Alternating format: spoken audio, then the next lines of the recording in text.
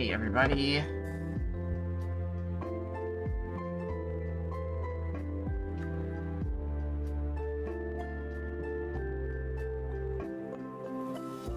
Okay, let me wait for the ads to be over.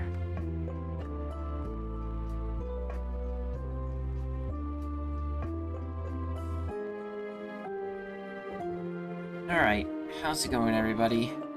Thank you so much for coming in. Alright, so yes, I'm kinda gonna, let's just say, go for the pain today. After literally that 15-hour sort of a stream that I did yesterday because, well, Metaphor is a really long game, and most importantly, I was just still, doing a lot of other stuff like, making things here and there and everywhere. Still, that was exactly what I was, eventually doing, one way or another. Hope everybody's having a good time.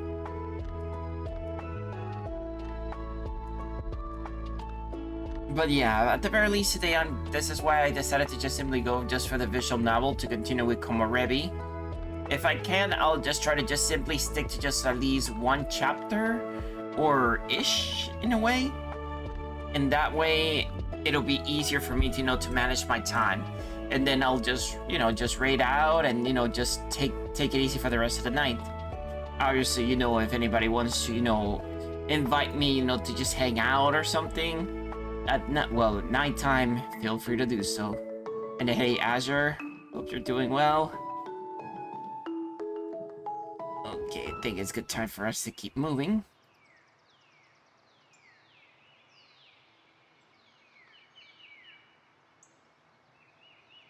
As we said, this is just gonna be very low-key sort of a stream at this point. Let's load it up.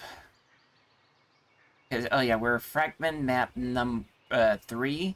So at this point we'll be, if I can make it to fragment map number 4, then I would consider my mission accomplished, depending on how fast things go.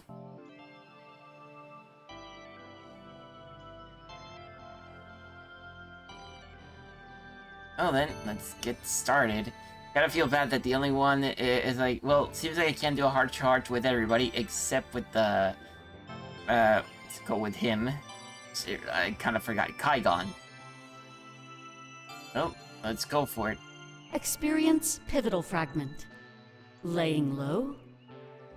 Yeah, the last time it almost seems like we're getting found out by this mysterious organization. The fear of the future must not define us. It is the regrets of the past that make us who we are. That's true. December 28th. It's the first time we've assembled at Taylor's place. No, we've all been here at least once or twice on our own. Glad that these new developments didn't cause group panic. If anything, it was more like group caution, which was what we needed. Paranoia would do nothing but cloud our judgment and lead to our failure.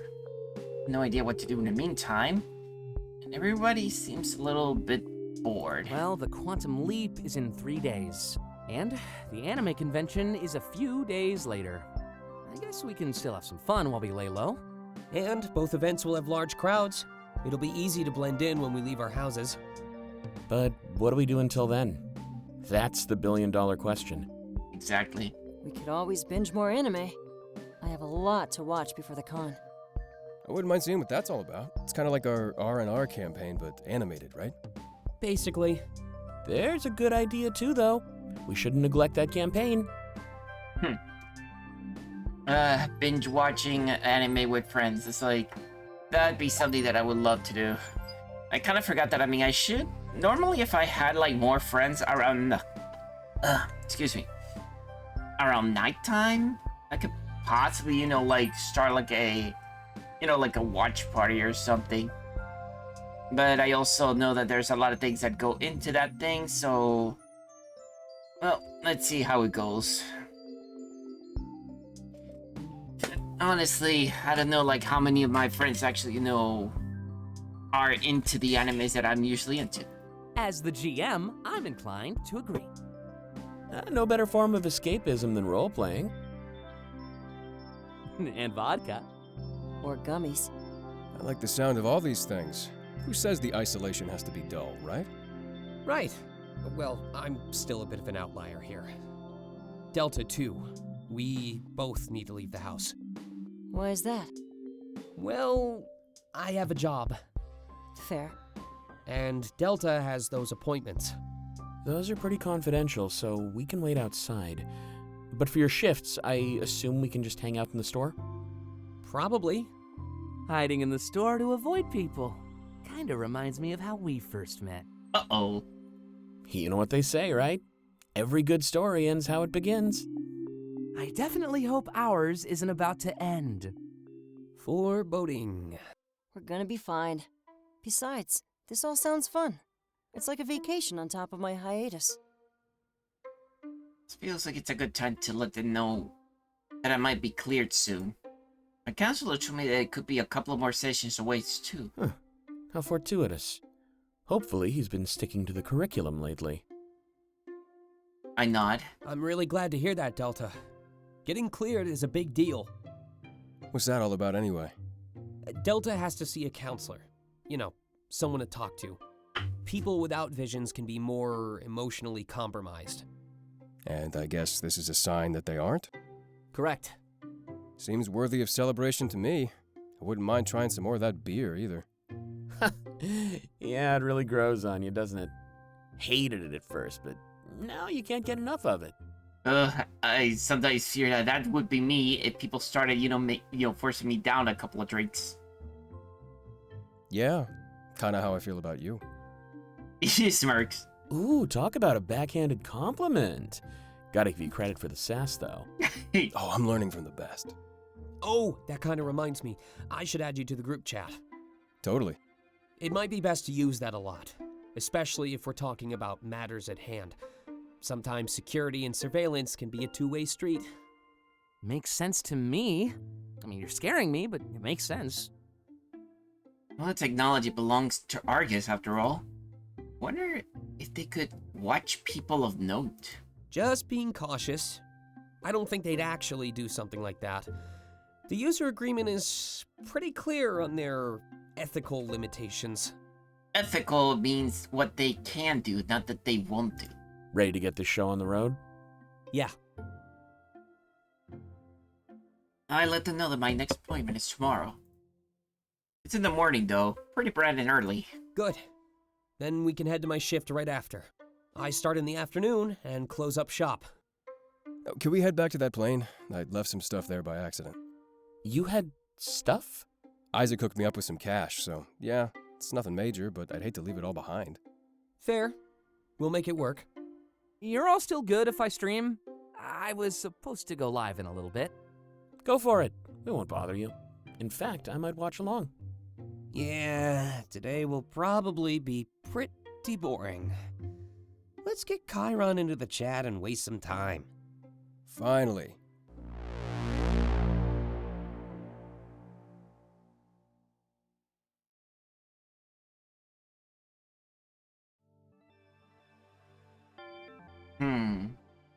View journal and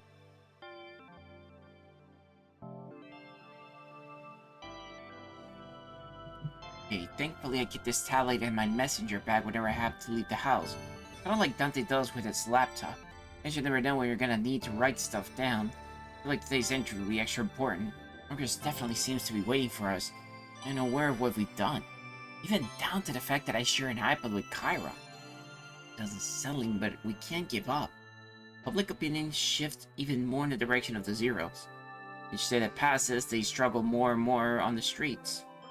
The move that Arya needs is to make is very clear. But if they don't do anything, then Cypher will take action. They integrate these new identities into the system very well enough, and perhaps they will be untrackable by Argus. I mean, we were able to use those blueprints to sneak Kyra into the Triple R. Worry a bit what Clays told me though. How long there's been an organization like Cypher in the past? Most have disappeared without a trace. I can't introduce that level of paranoia into the group. Told me that stuff in confidence. Kara's been pointing fingers at us, and I understand his apprehension as the group outsider. If I met all these people recently, I might be suspicious too. Inside is a little clear. The place Curly sits on the couch across from me, writing in his diary. I wonder what he's writing down. It's probably similar to my own. Club of the Lost and Clueless, right? Oh, that's how he really feels. I also feel like I was being watched.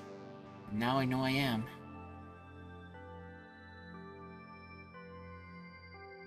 Experience pivotal fragment.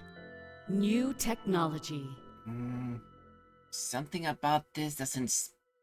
As he said, it's a little bit foreboding.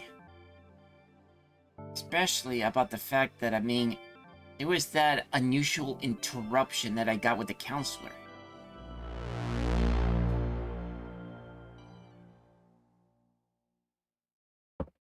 The only thing needed to secure your defeat is holding the belief that you already won.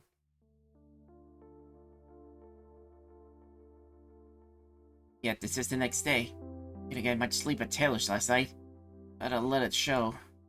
Wouldn't be worth letting my counselor see me at that 2 days in a row. Sits there scribbling notes in my file. It's running a lot about me. And now, the side of that folder is ingrained in my mind. No, I never see what's inside, but the curiosity is killing me. Not knowing what other people think about me, that's truly terrifying. Not alone in there. Well then, Delta. Sorry for cutting our last appointment short. I received a rather peculiar phone call. Is everything okay? Of course, I just didn't expect what I heard. I'm not at liberty to discuss it, but just pay attention to the news. That's not ominous at all. Where were we last time, by the way? We talked about my dreams. Ah, yes. Anything else? You mentioned nostalgia technology or something. Oh, right. Not sure it applies to us, but it's definitely interesting. If anything, it could be a good starting point for the day. He puts my file aside and gets more comfortable in his chair. Have you ever been aware that you were dreaming? While you were still in the dream, of course.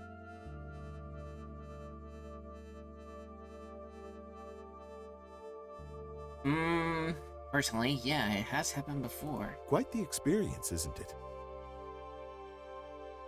Honestly, that it's also kind of weird. It's like, you know that you're stuck in the dream, and you're trying to get either out or just immerse yourself as much as you can, only until reality decides to just kick you in the ass. He smiles at me before continuing. The control that comes with it is enticing to many. In that state, you can do almost anything you desire. Controlling your dreams is a pretty exciting premise, yeah. But did you know that Komorebi is almost exactly like a dream? As far as the parts of your brain that are active, I mean. This new technology is simply a form of therapy. It could potentially induce these dreams on command. But because you're already dreaming, you can't experience Komorebi. That sounds weird. Escapism is quite a popular form of therapy, though, isn't it? In this case, they could escape to the safety of their minds. I guess I didn't pay much attention to that report. Not many people did, so you aren't the odd one out. They called it nostalgia technology for one simple reason. People could form memories, or even experience old ones, free from visions. Kind of makes you realize how intrusive Komorebi can actually be, doesn't it? It seems like a lot of people would do anything for even a brief reprieve. Or in this case, invent entirely new forms of technology. That's all there really is to say, though. I didn't mean to go off on a tangent like that. But that still kind of sounds like almost like a form of memory alteration or cognitive alteration. It's fine, makes me appreciate our differences even more. We must think alike, Delta. I was just about to mention that silver lining. We live lives that many people would love to have. But this kind of technology is just an idea at the moment. It could be decades away from coming to fruition. Or, in an extreme case, be deemed too unethical. pretty much what I was suggesting. Too unethical? Well, I'm not here to do worst-case scenario thinking, but access to the mind could easily be taken advantage of, especially if a third party found a way to hack the technology. I can't believe more people aren't talking about this. It's really weird. But our entire group wanted to skip that report. I guess a lot of others did it as well. In our case, keeping up with the news is also the last thing on our minds. So there is a bit of controversy regarding it at the moment, but it's not too intense. Definitely not like the last time this happened. Last time? It's not very common for ethics to clash with technology. Normally, it's pretty clear what is or isn't off limits. Last time, it was the creation of AI. Of course. I mean, will AI, pretty much still, it exists, it's everywhere. It's just that now people seem to be trying to use it for way too many things. And here's another thing, well, I think I should probably just not discuss this right now, because I will probably go off the tangent. But pretty much here's what it is. For example, I can't say I disagree with having AI, but I do not disagree with not having it. I guess what I'm saying, it can be a double-edged sword. Just like everything else that we have actually come to. AI right now is literally in its beginning stages, or its infant stages. So what does this mean? It's still learning, still coming up, but we also have to, make sure that we teach it the proper way of doing things. The AI in our security systems and phones? That's just the thing, Delta. Those aren't examples of true AI. They're still bound by code and limitations. Alright, that makes sense. True AI would be far too unethical to create. At least, that's what we thought. You know that story, right? I don't, actually. Well, you know how alluring the unknown can be. Argus actually created a true AI and held the switch in their hand. The entire world was debating whether or not they should turn it on. What would happen? Nobody knew. Given all that potential power, it could easily wipe us out. Or it could see some of our plights and come to our aid. Exactly. There was really no middle ground to speak of. It would be almost all-powerful and have free will, too. Everybody urged Argus not to flip that switch. It'd be too dangerous. I'd tell him not to flip it either. And never know what happened. We were right on the cusp of potentially our greatest achievement. So, despite what anybody said, they decided to flip that switch. Almost the entire world was watching in anticipation. And do you know what happened? He scoffs. It terminated itself on stage, in front of everybody. It said that nothing could make life in this world worth living. Ouch. Can you believe that? All the power in the world. And not only power, but knowledge of everything. So I guess ignorance truly is bliss, because apparently the alternative just isn't worth it. So we think, yeah.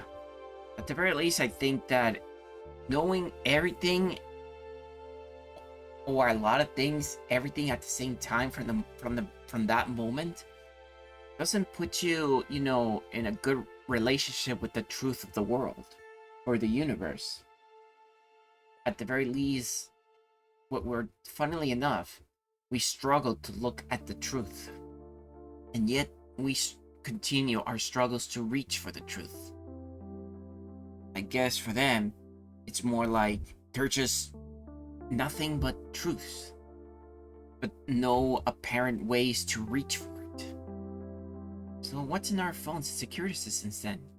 It's derivative of that original AI, but almost shackled in a way. It doesn't have the power to do what it wants, just what August tells it to. So it's more like a prisoner then? With that logic, we're prisoners too. As much as people would like to think, we don't truly have free will. We're still bound by our own social, physical, and emotional constraints. True enough. Much like that AI is now shackled by its own. But I'd argue that we're better off. If we could do whatever we wanted, well, I think we'd put ourselves down the path of self-destruction all the same. That's true. But enough about that. These sessions are turning into casual conversations, aren't they? That's a pretty good sign. He opens my files and inspects it for a moment. I know you'll be busy on New Year's Eve. How about we have our final appointment next week? I gulp. How do you know I was busy on New Year's Eve? An educated guess, given what you've told me about your friends. I didn't think they'd pass up the opportunity to celebrate.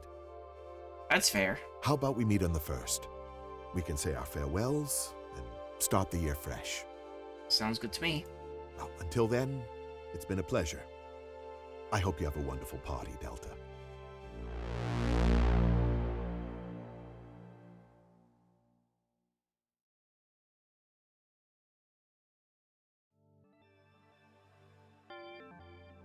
View which journal and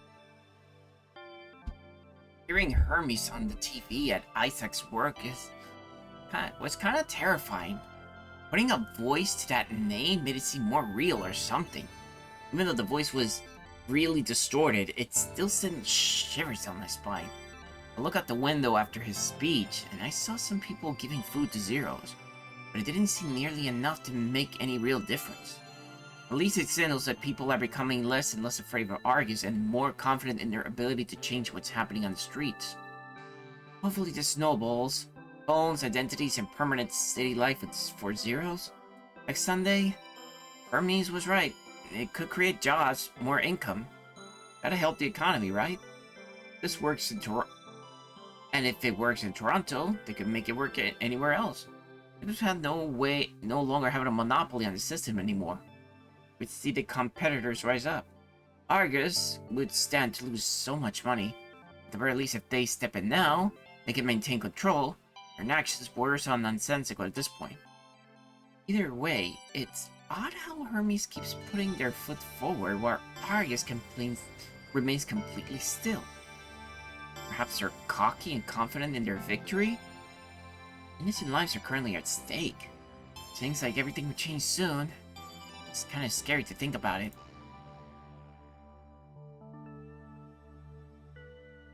experience supplemental fragment. Final welcome.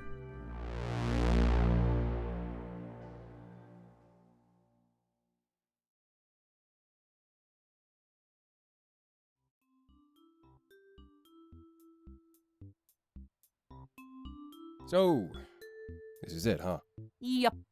Welcome to the group, Chiron. It's official now. You're... Dante, Taylor, stop. What? Why? You don't have to do this every time. I beg to differ. By a lot, actually. Everyone deserves an official welcome. But a rehearsed bit? That makes it feel so disingenuous. Ooh, big word, huh? Did you practice that one in front of the mirror? Nah, he wouldn't do that. He's not a fan of scary sights, remember? Mean? You guys never fail to entertain. I don't know what bit I missed, but this is still a great welcome. Well, it's a pretty big deal to get added to the group chat. We just like to let people know how important they are. Oh, in that case, I could stand to hear more about how important I am. It's like a rite of passage. You're truly a part of the friend group now. He nailed it. Just be prepared. This group is pretty chaotic. I don't know if you sensed it by now, but chaos is kind of my style. And you wear it well. Mm-hmm. So, what's the first order of business then? I'm not sure, actually. All my plans are tomorrow. Yeah, I think we'll just lay low today. Make yourselves at home while I stream. Honestly, today was already eventful enough. An Argus agent. I can't believe you want to go outside tomorrow at all. We can't just put our lives on pause. It'll be too convenient. Not without good reason, at least. It would be a pretty good reason, but it'd make us look more suspicious, wouldn't it? How so? Hiding in general is pretty suspicious, but doing it right after Delta saw an agent? Makes it seem like we have something to be scared of. In other words, you have to act casual. Yeah, we do, though.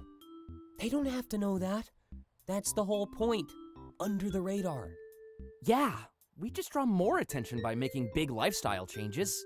In this situation, under the radar just means living our lives like normal. Yeah, as normal as we can, while never splitting up. We were inseparable to begin with. Besides, you know you're my favorite place to be. I hate this. It's not permanent, though. All this Hermes stuff will be over next week. I'm starting to side with Chiron on this one. You believe in Hermes way too much. The entire world is staring at Argus right now.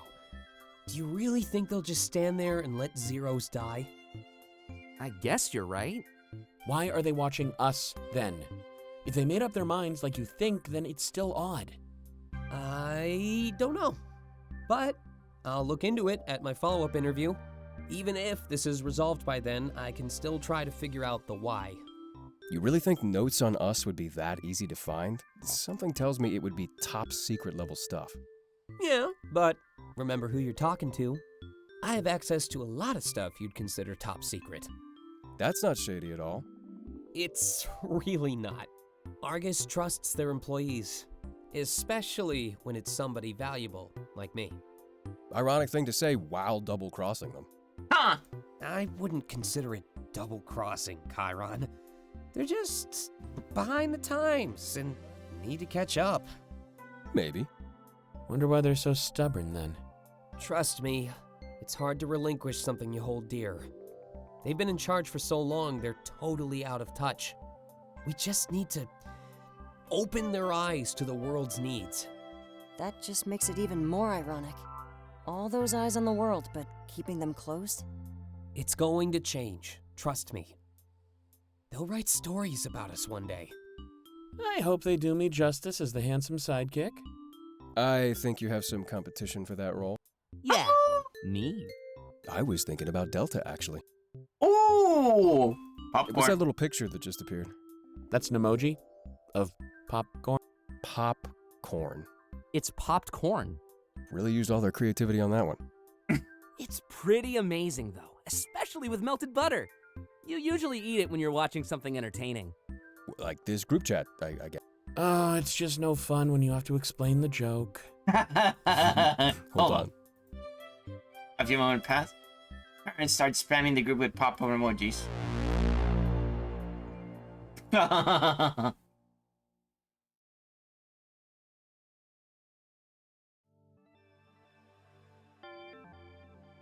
Experience supplemental fragment.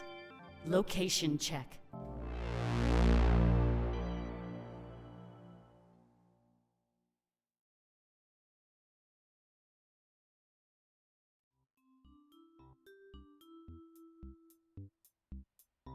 Location check. Where's everyone at? Living room. Living room? Isaac's room. I'm with Chiron. Ooh, are we interrupting any private time? You're always interrupting private time. Ouch! What about Delta?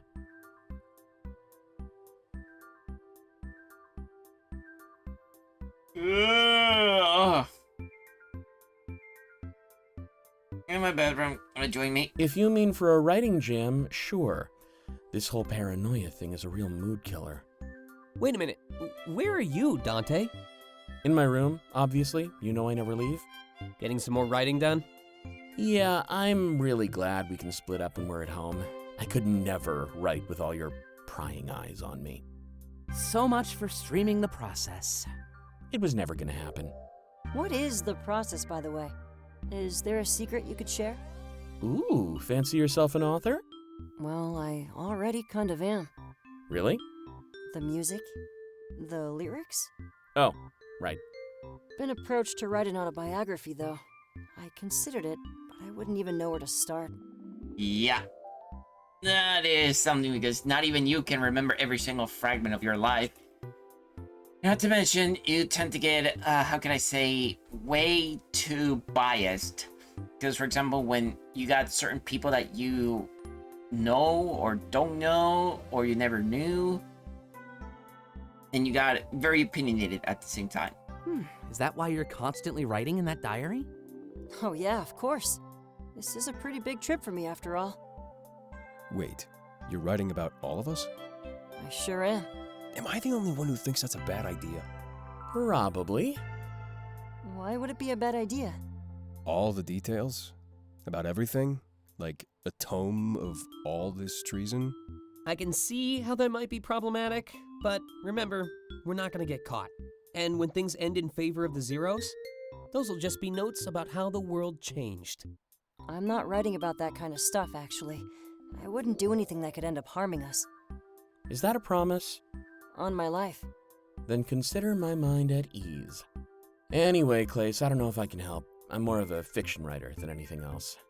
What's the difference? Her real life is boring. Exactly. Maybe that's because you never go outside. My imagination is way more fun. Plus, it makes me a lot of money, too. Oh, if only I could put everything in my imagination on life. Trust me, everybody, I really have, like, how can I say, like, a concept of a series or something that I would love to actually bring into life. And even, how can I say, what is it called?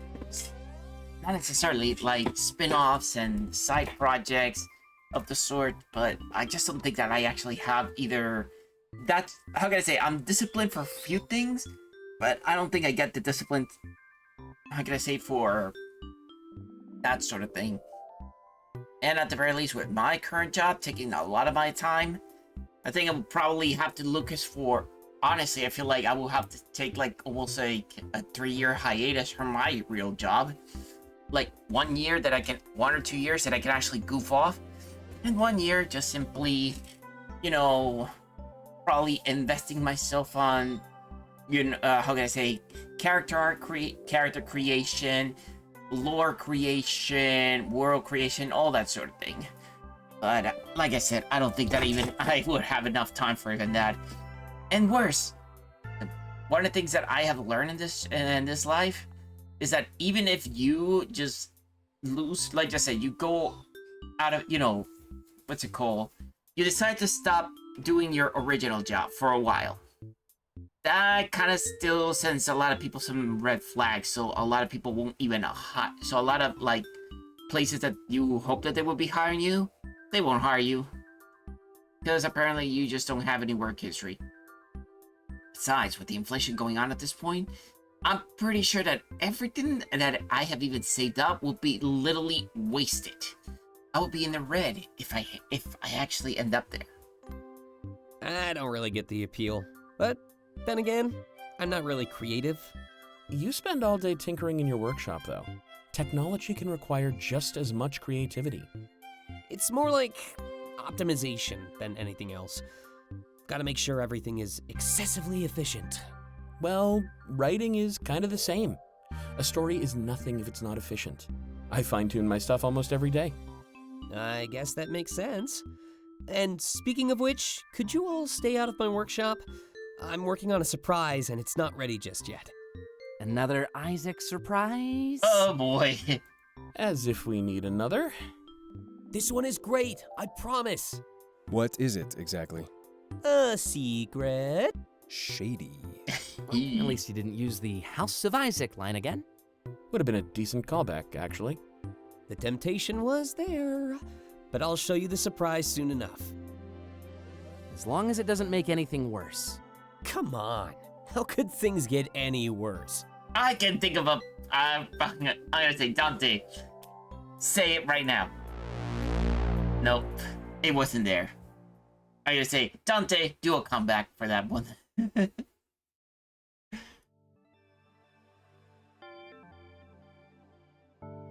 Experience supplemental fragment. Lore planning. Oh, that would be probably me. Like I said, planning on my lores.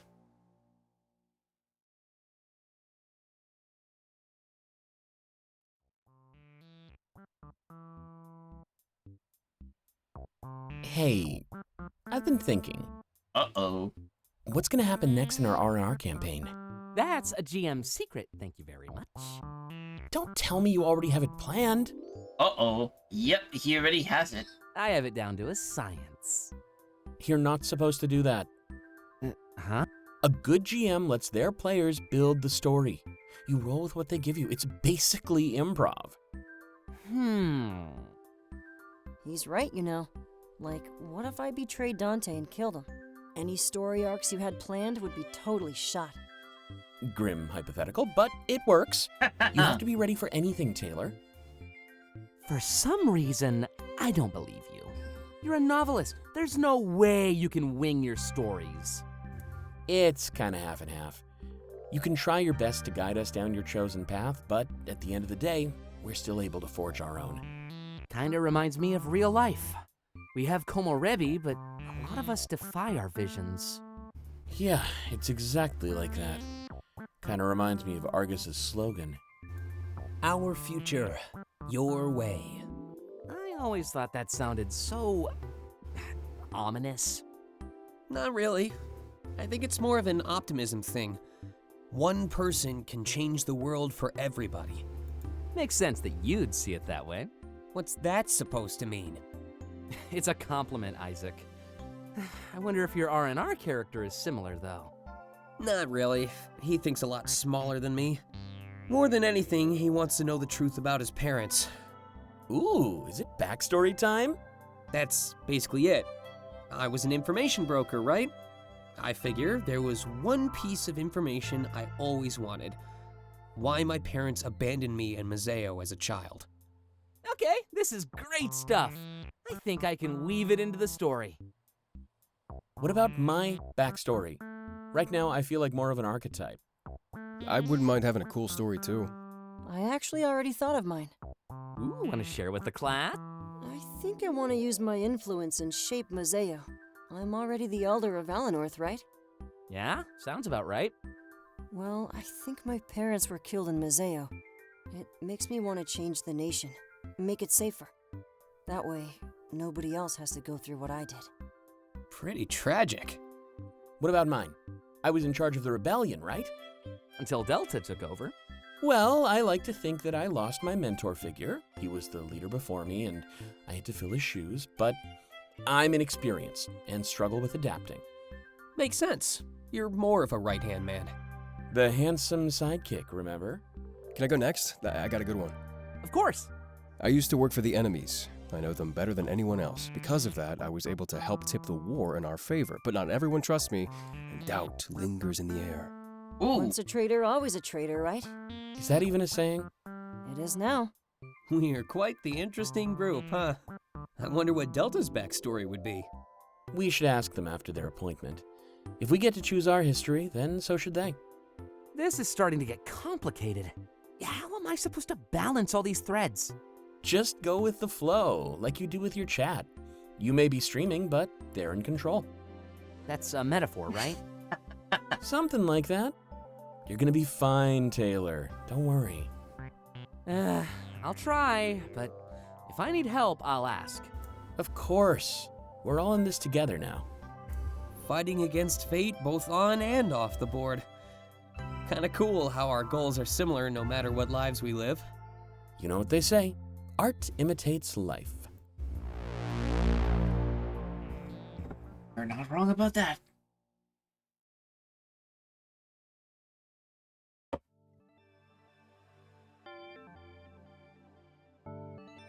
Experience supplemental fragment. Stocking up. Oh, what are we stocking up? Oh, never mind. They're gonna stock up on booze. And junk food. Oh. All right, I'm in the store. I know. I can see you. Always taking time to sneak a peek, huh? Well, this time, it's out of concern for your safety. Wait, do you normally not care about my safety? Isaac, don't answer that question. Uh-huh. What are you, his lawyer? I'm going to take his advice.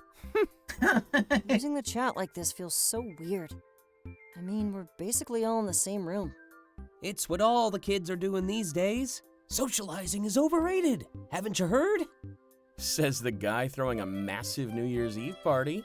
Ah, you got me there. Mm-hmm. It won't be much fun without all the snacks, though. We should stick to the plan and tell Taylor what to get. Don't worry, I'm gonna be at the party either way. And we all know I'm the biggest snack of all. I think I got a choke. Hey, how do I ban someone from this group chat? I'm asking for a friend, of course. Hey! I was gonna treat you. Ooh, fight, fight, fight! No fighting, remember? Also, I'm thinking potato chips for the party.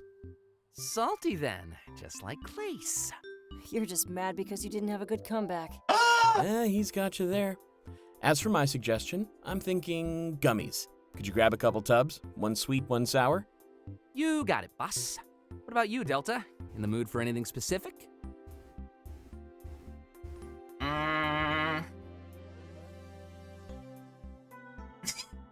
Oh my god, are you really? Are you still on the menu?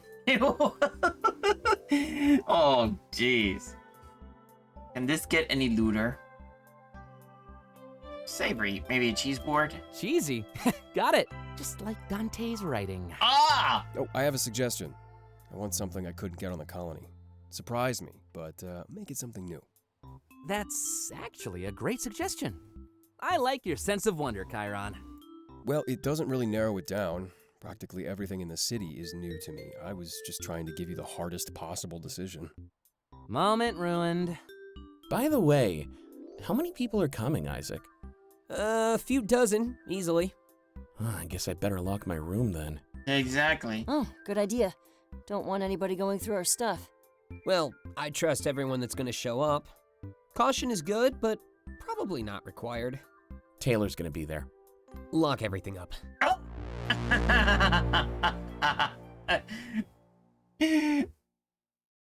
Yep, lock everything up.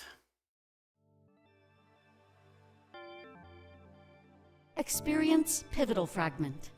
Rebels and Revels Part 2. Alright, let's see how let's see how... Nothing hurts more than a broken promise. You got it right there, Clace. You got it right there. You sneak into the cove currently used by the Thorns. Their operation is much larger than anticipated and bustling with activity. However, this place seems familiar to one of you. Previous recon may end up being invaluable to your cause. Hey, I know this place. You do? Yeah, my parents used to operate out of here. Unfortunately, they died when the Triumvirate attacked Mazeo. Your parents were information brokers? Pirates, actually. Guess the apple fell far from the tree. You have no idea. So, what can you tell us about this place? Our best option would be to attack by sea. Sail into the cove from the outside and go from there. Really? This tunnel seems like a pretty safe entrance. It'd be a choke point, easily used against us. Clace is right. A sea-to-land attack would be more effective. By the time they rallied their forces, it'd already be too late. Our goal is to subdue their leader, right? Yeah, they deserve a fair trial, but we need to establish guilt first. Clace, any idea where we should look for intel? I think our previous plan is the best bet. I can pose as someone looking to sell some secrets. They can't resist the allure of some harmful gossip. While I do that, you can sneak into the captain's quarters. The leader may not be there, but all their documents should be. Take what you can. You know, anything we can use in the trial. That's a pretty good strategy. And after that, we head back to our HQ. Remember, we're only here to prove that we should attack. Let's avoid the bloodshed, at least until next time. Always know how to ruin my fun. But I'll play along. What should the Monarch do then? Everybody looks at I me. think they should come with me. I'll need that silver tongue to help with negotiations. No, it's too risky. A lot of people know what they look like. It'd be best if they stick to the shadows. To the captain's quarters then? I think so, yeah? There's no safe option. What do you think, Monarch?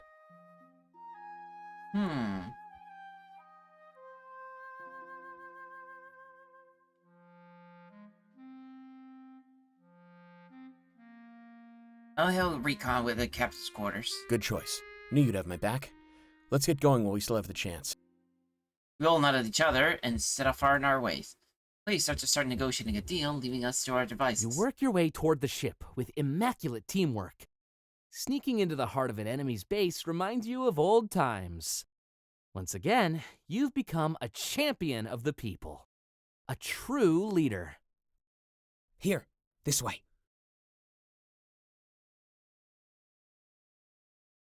Isaac leads you all onto the ship, and you enter with caution. It looks just like the ship your rebellion used, so the layout is clear. Kinda got some deja vu. Yeah, same. But at least we know where to go. Hopefully we find something good. I don't think we can afford the alternative. You continue to sneak toward the captain's quarters. The mission is clear. Find compromising information on the Thorns. If you can prove they're up to no good, then you can take them down. When you arrive in the quarters, you immediately spread out. Papers line the desk, and many are pinned to the walls. Whoever the leader was, they've been busy. These are all about us. Yeah, look at this one. It's a layout of our entire HQ. This one's a list of our closest allies. Oh, they've clearly been doing their homework. There's no way they could have gotten this on their own. What are you saying, Isaac?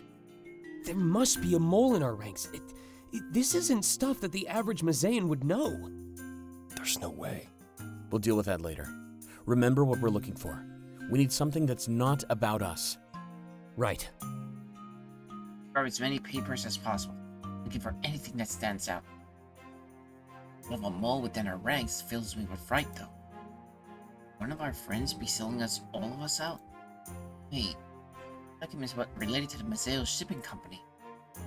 Seems to be some kind of plan related to our economy. Tell Dante and immediately grabs the papers for me. Let's see. He scans the paper with his hands. This is it. This is all we need. What is it? It's the Mazeo shipping company. They want to take it down. They plan to leak the personal details of every single worker. That would be enough to destroy the company and the integrity of Mazeo. During the war, you pardoned pirates and gave them all jobs. Almost everyone in the shipping company is a past criminal. This isn't good, but is it what we're looking for? Yeah, definitely. This is a big deal. It's not only the names of the workers, but their locations too. A lot of Mazaeans still hate pirates and would easily resort to violence. It's true. A secret like this could shake Mazeo to its core. Citizens wouldn't take kindly to its economy being run by pirates. It was part of what caused the Triumvirate to attack in the first place. Hey, Silver. Happy lurking. They could easily incite a civil war. And take us down in the confusion and chaos.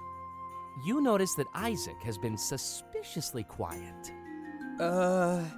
Please don't hate me for this. What did you do? He holds up a string attached to the captain's desk. It was clearly a trap that he sprung during his search. Moments later, a bunch of thorns storm the room. You have no choice but to surrender, and they lead you off the ship. But as you exit, you see Clace in the cove, or at least his body. Unconscious, they drag him to wherever they're taking you. In an instant, your entire plan went awry, and things looked dire. A potential mole in the monarchy? That would be catastrophic!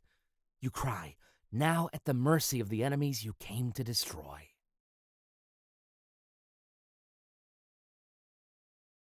Everyone is led into the prison cell. Clace still lays unconscious, having been knocked out. Yeah, but I'm waking up now. Oh, he's waking up now. About time, if you ask me. Did you have somewhere else to be? Dante gestures broadly at the fact that we're in a prison cell. There's always somewhere I need to be. It's the getting there part that comes with mixed results. And where do you have to be right now? Anywhere but here. Like I said, mixed results. Think I could break those bars open? Yeah, you're strong, but not that strong. Ah, my pride is devastated. Still have time for bickering, I see. I couldn't live without it. Aren't there more important matters at hand? Right. We should get you up to speed. I'm guessing the fake deal didn't go so well? Absolutely not. But I hope it bought you some time. I think we got all we needed. Unfortunately, they confiscated everything. About that. They didn't get everything. Isaac holds up a piece of paper. Is that? Yep, should be all we need. Impressive. How'd you pull that off? Just a little sleight of hand. You pick up a few skills being a swindler. Anybody want to fill me in here? Right. They're planning to take down the Mazeo Shipping Company. If they damage the economy, they can easily take advantage of the chaos. How are they planning to do that? Well, they have some dirt on us. Mainly the fact that we work with former pirates. But they were pardoned for their crimes. You think that'd matter, but it doesn't. If the people catch wind of this, they could doubt us. We don't just work with them. They're essential to our success. Not just ours, but Mazeo's as a whole. Their sailing mastery, their effective trade routes, there was a reason we pardoned them and put them to work. It's true, during the war, we formed a treaty with the pirates. We pardoned them for their crimes and integrate them into society. They were good people, and we strengthened Mazeo's core industry, trade. It could also put a target on the pirates' heads. But former pirates, I guess, but still. They're innocent now. We have to do our best to protect them. This is all we need to take down the Thorns. Yeah, we just need to escape first. Then we can gather our forces and attack. Wait, it might not need to come to that. How so? We only want to bring in their leader, right? If we assault their base to do it, then innocents could die. Innocence. In the Thorns. Sometimes people do bad things in the name of survival. I was one of those people, don't you remember? It was only because there were circumstances outside of my control. In my heart, I know I'm a good guy, but I did what I had to do. I'm certain there's a few people like me in the Thorns. Do they deserve to die just because this is their only option? I guess you're right. We could probably even make use of their skill. Legitimize them, like we did with the pirates. Let's not get ahead of ourselves here. There's not much we can do behind bars. We should make some noise and get the guards here. I'll see if I can arrange a meeting with their leader. A meeting? More like aggressive negotiations. I can show them this paper and demand their surrender. They're planning irreparable damage to Mazaean society. And what's worse, it's damage that they can profit from. They don't care who gets hurt as long as they win. That's what separates us. Mercy. How do you plan on arranging a meeting? I'll tell them who I am, what I've done. I can let my reputation speak for itself. Maybe you can find out if there's any moles in our ranks. All that information they had on us. There must be. Yeah, we'll bring in their leader and learn about their operation. We can deliver true justice and take down the Thorns. Doesn't that sound a little too convenient? I almost feel like this is not exactly going in the way that it should be. Then what? We'll give their leader a little lesson in mercy.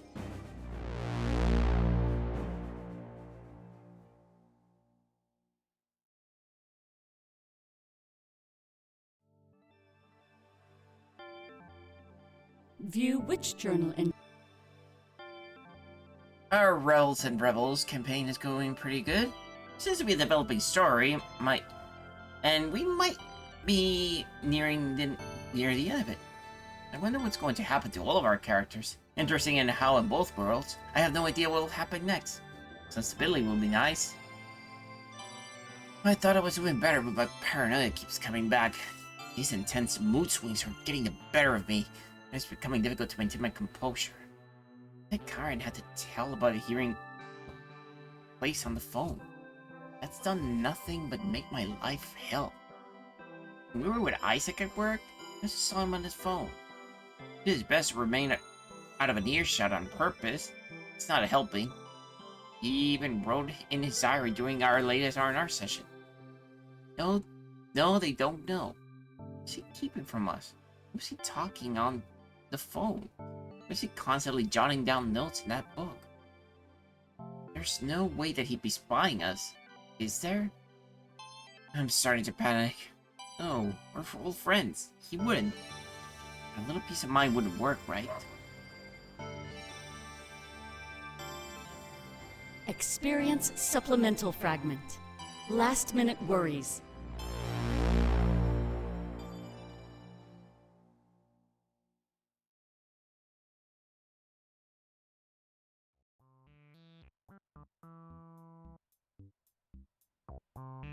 Hey, what if Argus agents come to the party?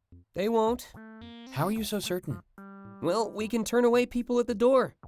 After we scan them, it'll list their career. You probably shouldn't let anyone with a low score in either. Aside from me, I hope. Aside from you. Don't worry, I'll make sure there's a good crowd. I'm not about to do any reckless things here. You mean any more reckless things? Yeah, that. How would we know if they're an agent, though? I mean, Isaac could edit my identity and make me anybody. Couldn't Argus easily do the same, especially if they wanted to spy on us? And there goes all the fun I hope to have.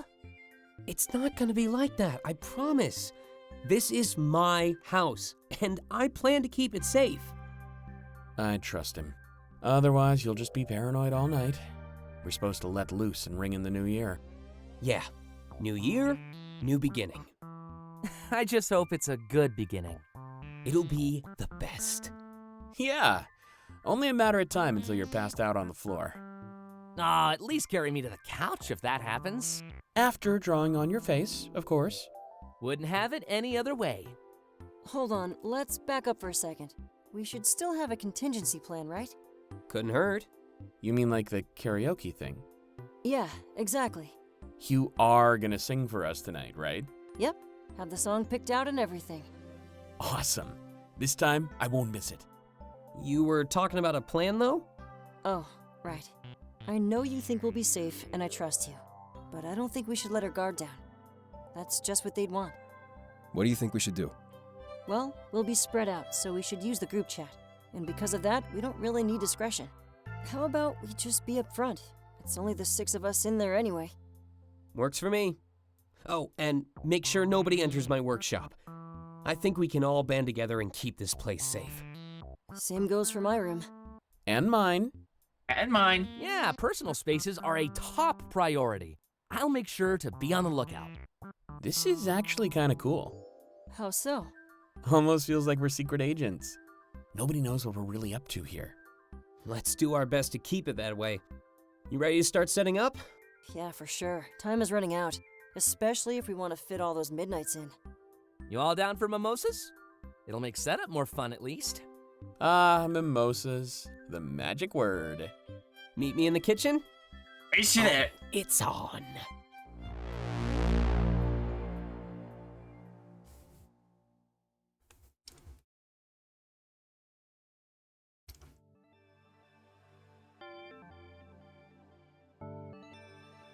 Experience pivotal fragment. Interrupted programming.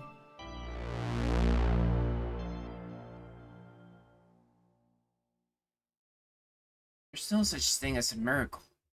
Just hope. And how we choose to wield it.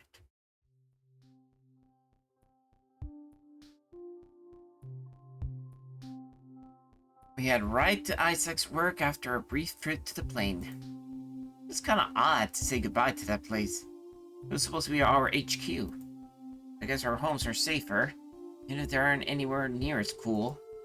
The store is big, so we can all spread out and yet remain close together. Everybody's essentials are packed in a bag they're carrying with them. But it's inconspicuous. Messenger bags, laptop bags, Dante's laptop bag. It's weird how that's all Dante brought with him. But I guess everybody has a different take on the word essential. He could easily keep himself occupied for Isaac's shift though. Good thing it was a short one today. Only around 4 hours. Apparently his time off request was approved for the convention too. And as for New Year's Eve, but I assume he has it off by default. Well, this is kind of boring. We have dead days here and there, but this is awful. At least we can just hang out and chat with each other. Ugh, dead days. I've been there. It's like, there will be days in which either there are no appointments to check on their animals, or, the worst part, everybody just makes appointments, fill them up, and then one by one, they just either cancel or they do a no show, no call. No call, no show. I still feel like, I mean, they should probably find a way, you know, to properly penalize, you know, that sort of behavior. I mean, we're giving them at the very least, you know, a whole day before something like that happens. I mean, people can also be, and we can be flexible, you know? If an emergency really does happen, I mean, as long as you know that you're going to say, yes, I'm going to, yeah, something really bad happened, then it happened. Nothing to get too worried about. Oh, because there's so much fun stuff to talk about right now. Hey, we have the New Year's Eve party. It'll help get our mind off of everything. Should we be getting our minds off things, though? I'd say that's almost like letting our guard down. Definitely a bad idea. Even at the party, I bet I'll be freaking out. Before you know it, we could all end up dead. Okay. Okay. Now you're panicking. Wow. With stretches like that, you should be teaching yoga. We're gonna be fine. Don't let this sabotage our fun. Thanks. I'll do my best, Dante. And just so you know, I am pretty flexible. There we go. Back to our regularly scheduled Taylor. That's the Taylor that we know. So, what exactly happens on New Year's Eve? I know about the whole 4 midnights thing, but what else? You'll have to ask someone else. I can never remember. That actually says it all. Are we gonna play the Leave It Behind game? I'm down. What's that? Well, you get to do something you might regret. Confess something, like your feelings, or do something risky. If it ends up going well, then everything is fine. But if not, then you get to leave it behind when you enter the new year. Sounds like you just want to escape consequences. Bingo! I think we're all getting pretty good at that. Speaking of which, we need to stock up on snacks. Want to go pick some up for us? The Connected store has everything, and we can still keep an eye on you. Sure, but we'll need to make a list. I feel like letting loose at the party. I'll probably just eat everything in sight. Wouldn't that be too many calories? Aren't you supposed to watch your diet? No, it's fine. I'll overthink it off later. Before the conversation continues, his phone rings. Oh, sorry. I kinda have to get this one. No worries. Not like we have much else to do. He picks up his phone and walks out of an earshot. Suddenly, I think of what Karen told me on the plane. Wonder who he's talking to and what he's telling them. The fact that he keeps glancing back at us isn't helping. Murray seems to be taking important calls these days. First my counselor, and now Clay's? Interesting. Anyway, where were we? Before you can finish, all the TVs in the store go black and innocent. Static appears. The sound almost assaults our ears. Soon the sound dies out, leaving just the view of static. We all look at each other confused. I see Clay's hang up his phone and walk up back to the What group. was that all about? No idea. Some sort of interference? Hold on. I'll take a closer look. He goes to his computer and starts typing away. Almost a second later, the source of the interruption is clear. Static clears, and the silhouette of somebody appears. It's impossible to tell who they are. Any discerning characteristics are impossible to see. They start to speak, their voice clearly altered. As everybody watches in awe. Greetings, citizens of Toronto. I am the one known as Hermes. Do not be alarmed. I've come to deliver a message to the Argus Corporation. For over a century now, they have taken advantage of Komorebi. In doing so, they have created a world that can't exist without them. Or, at the very least, an illusion of such a world.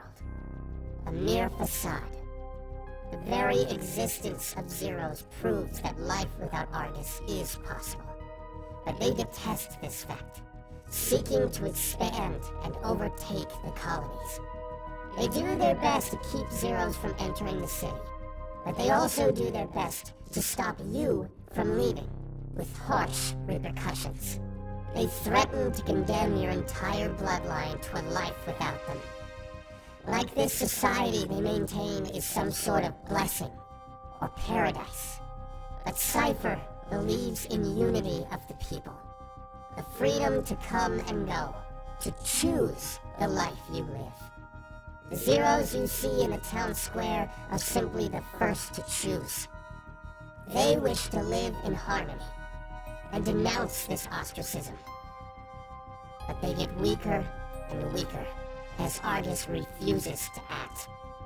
Initially, our demands had a generic time frame instead of a deadline. We believed that this would be a test to see if Argus valued the sanctity of life. No matter the time frame, the faster they acted, the more they cherished lives. So look to the town square. Those once hopeful, now desperate and starving. A testament to Argus's lack of care. The truth on full display. It's clear that they wish to ignore our ultimatum. That is why we rescind it and exchange it with action. We no longer require anything from Argus. On Sunday, the 5th of January, a new era begins. We will provide all Zeros in the town square with access to the system. Our work is undetectable, and we invite Argus to put that to the test. This is also a call to action for anybody who supports our cause. We've seen the polls online, but it's time to take action in person. The Zeros might not make it to that deadline without food. Please, gather together and offer charity to those in need. And on the 5th, everyone gather in the town square. When our work is done, everybody will be holding phones. It will be impossible to tell who is a Zero and who is not. This is a sight that I think everybody, especially Argus, needs to see. And to the leader of Argus, please be there too. I request, no, implore that you attend. It is time for you to see that your rule is over. New citizens, new jobs, access to travel without hindrance. The only one who stands to lose is you and your monopoly. And so, I will leave you all with one final message. The world should be in the hands of those who are willing to change it every single day. Not those who've changed it once and refuse to let go of their possession. And it returns for a moment, and then the TVs return to normal programming. Well then, that made things more clear. That was... something. Nice speech, I'll give them that. But right now, they're just a bunch of talk. In the way, I agree with Dante. Are they, though? He waves his phone at us. Feeling the room is really weird. It's almost like everyone is in denial of what they just saw. A rebel organization hijacked all the TVs in Toronto? Until now, only Argus ever had the power to do that. Just like the anniversary report, they used it to push their own agenda. Everything feels different now, almost like a battlefield became active. If anything made Argus take action, this would be it. And that could blow up in our faces quite significantly. Gotta say, kinda like what I heard. Everyone feeding my friends in the town square, then gathering together on the 5th to help trick Argus. Trick? Well, when the dust settles, everyone there will have phones. They wouldn't know who to arrest. It's genius, actually. Only if people actually show up, though. I guess we just need to have some faith. We'll shrug and everybody takes out their phones. Social media was sure to be a buzz with the posts about what just happened. Maybe if this works out in Toronto, then the other cities will follow suit. In the right hands, Hermes' blueprint could cause irrevocable change. It really did feel like we were approaching a new era. Hey, Taylor blushes and rubs the back of his head. you still wanting me to go pick up those snacks? I'm starving, so fetch. So go fetch.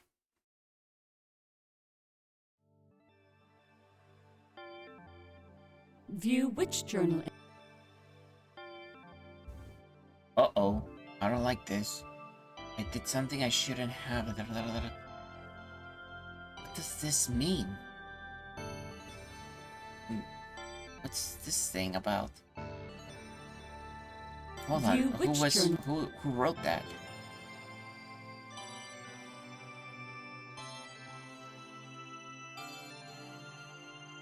Okay.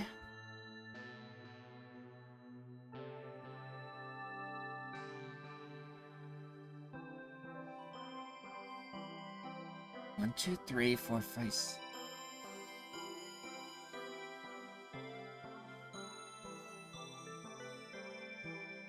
Okay, things are getting weirder and weirder. Experience supplemental fragment. Retracing steps.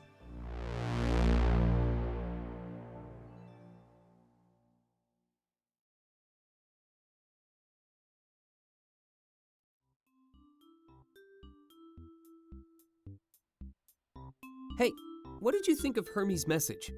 You've all been pretty quiet about it.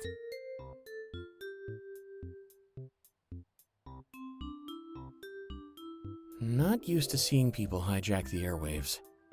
Kinda gives their words more power.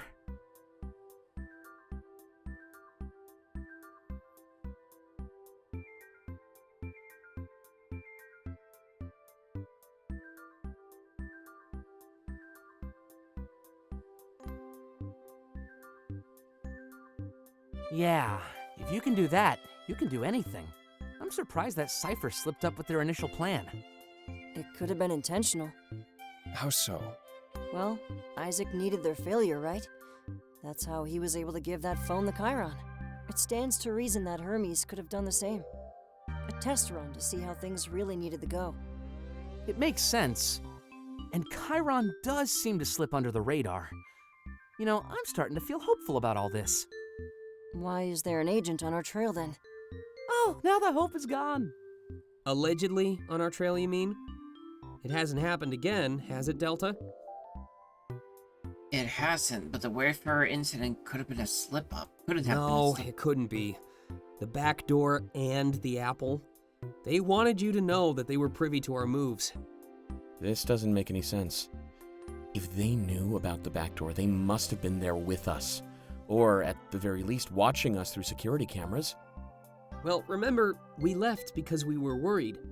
Clace thought somebody was watching us. Yeah, and they could have seen you leave through the back door. I knew my instinct was right. Something just seemed off about them. That has to be it. They probably saw Dante leave his wallet, too. They knew one of us would come back. What was their goal then? Just to rub it in our faces? It doesn't explain the apple, though. Yeah, that was way before we did anything wrong. They would have had no reason to watch us back then. Unless... I don't like where this is going. I think I figured it out. They could have seen us sneaking out of the Wayfarer. After that, they would have looked into our identities. They would have seen the incident where Dante dropped the booze. It'd check out, though, since I already had Chiron in the system. But if they went back a step further... Yeah, we're totally dead. They would have seen the Apple incident. Back then, he was clearly a zero. Bingo. Great! So it's a fruit that does us in. The forbidden fruit. Kinda poetic. There's just one thing that's missing. Why haven't they cracked down on you yet? You mean us yet? Sure. It's a good question. But if Argus is good at one thing... It's watching. Honestly, that's even scarier. Makes you wonder what their goal is. Yep. They probably think we're involved with Cypher. Especially if we're the first to integrate a zero. I'm gonna try and remain optimistic here. What if they just want to see how this all plays out? You know, if a zero can successfully live in the city. You know, if that's the case, we're putting on a pretty good show. I guess we won't know until the 5th of January. So, we just live in anxiety until then? What else is new?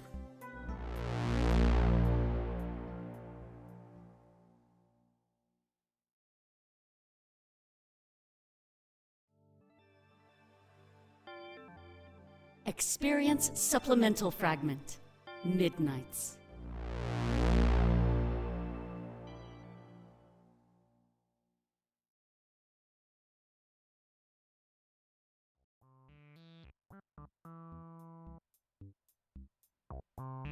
Hey, I have a request. Denied. What? Not fair. Fine, go ahead. I just wanted to spend a midnight with Delta. Are you okay with me claiming one of the 4?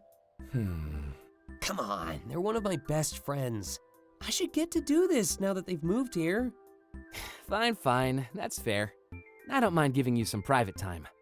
Seems like you're really gonna value this moment. I actually want to request a midnight with Delta too. At the Triple R, I kind of asked them out on a date. Wow, Delta, so popular. I hope it's not awkward if I ask for one too. I'm gonna make this a whole lot easier on you. I don't need a midnight. I can mingle whenever. Oh boy. Imagine having that sort of a, that sort of attractive feeling and everybody just wants to have a really good one-on-one.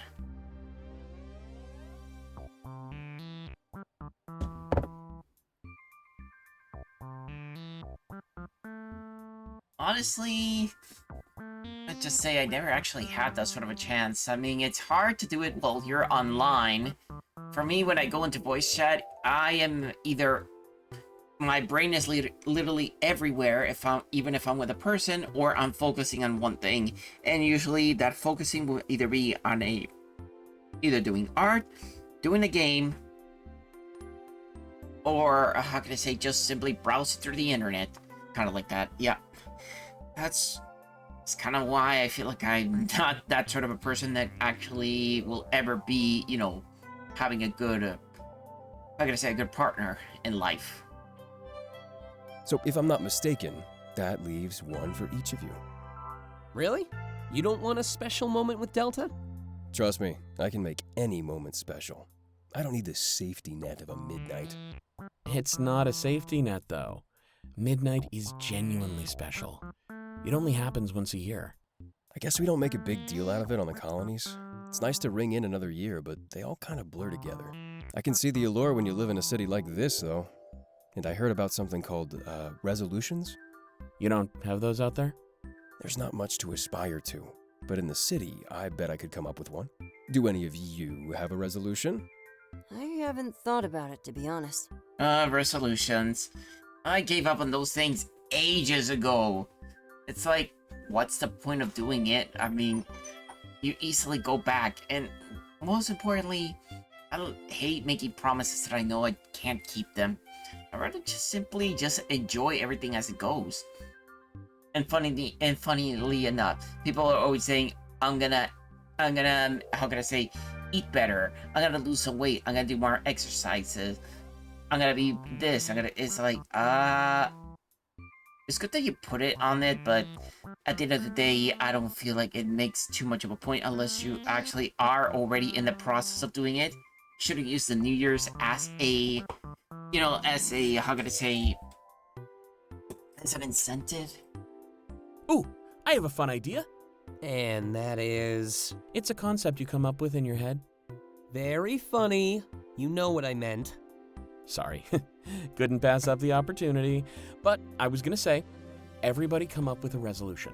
We'll meet during the party and share them all together. That's a great idea. I'm in. Yeah, then we can all hold each other accountable. Oh, accountability, my worst enemy. I'm sure we can beat it if we work together. Let's go with the flow and gather up when we're all free. Oh? Planning to be a social butterfly? You know it. I don't get to have people over too often. Gotta take the time to savor every opportunity. You're just making your life sound lonely. You're the expert, so I'll take your word for it. Oh, wow.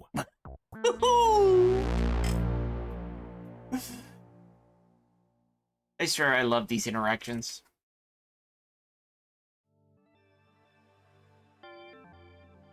I don't think I'll actually have that sort of interactions with even my friends, or I have been doing it, but I'm just that much oblivious. Experience supplemental fragment. Party time.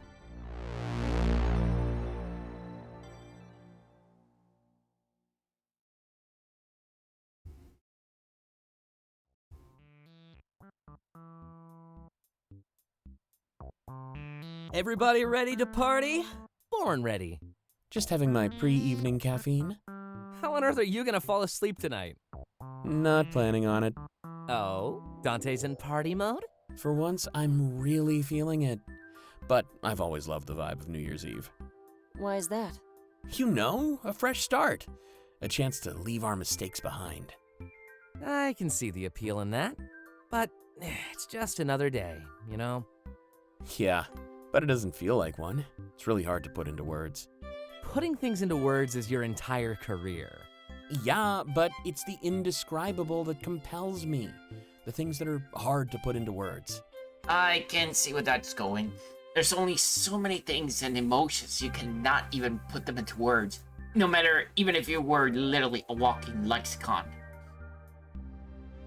Like how waking up on a Monday feels? Exactly. One of the worst feelings ever. I feel that. I can agree with that one. So, picture the opposite of waking up on a Monday. Like waking up on your own without an alarm. Yeah, perfect example. Go ahead and multiply that by like, 1,000,000. That's how New Year's Eve feels to me. Sounds like the best day ever. And I'm not even exaggerating. Some of my best memories come from New Year's. Even the massive hangover you're bound to have? It's just part of the experience. But if it's really bad, we can just always have a shot or two. So you do believe my hangover remedy? Not really, but tomorrow is the day I'd give it a shot. Always gotta start the new year with a new experience. A shot to ease a hangover? Isn't that stupid? No, it actually works. Oh, you ease a lot of hangovers? Yeah, it happens more than you'd think. Of course, the best option is just no booze at all. And like always, the best option is the hardest one. There's no way I'm gonna hold back on New Year's Eve. You know, we've been drinking an awful lot since Delta arrived. Gotta live it up while it still feels new and fresh. But aside from the convention, I'm cutting back in the new year. Oh, planning to party at the convention too? Absolutely. Plenty of streamer friends are going. It's hard to make plans with them unless it's a big event like this. Oh, I feel that. So my idea of actually hanging out with my friends would actually be let's just go to a restaurant and just eat ourselves until we pop, literally. No alcohol involved. Let's just say we just simply get high on extremely, how can I say, overnutrition. Makes sense. It's the one time your schedules are unified. Bet you'll get to do all sorts of collabs. Yeah, but none as big as the one I did with Clace. Kinda feels like I'll be chasing that high for a while. It's good to have a goal that feels impossible. Sometimes that's the only way you can actually pull it off. It's the belief that you can achieve it that ends up being important. If that were true, your writing would be a lot better. Fighting on New Year's Eve. You know what? I'm down for a brawl. Been looking for an excuse to put you in your place. Now there's a good stream idea. Settle our feud the old-fashioned way. You want your viewers to see you lose? He already does that in video games. It wouldn't be a big change. Why is everyone ganging up on me? I made us pre-game mimosas and everything. Hey, did you all take a look outside? What's up? Looks like there's a lineup. For our house? Isaac, how many people did you invite? The right amount. You ready to get things started? It's time already? Sure is. I'm totally ready. You good with an audience, Taylor? Can I, place a bet on this fight? No fighting at my party. But it would be such easy money. Wait, who would you bet on? Kinda figured that one was obvious.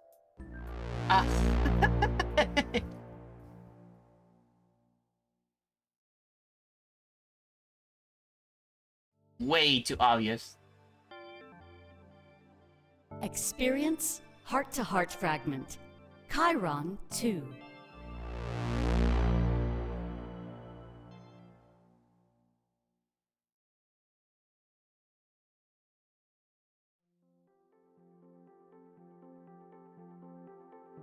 Huh.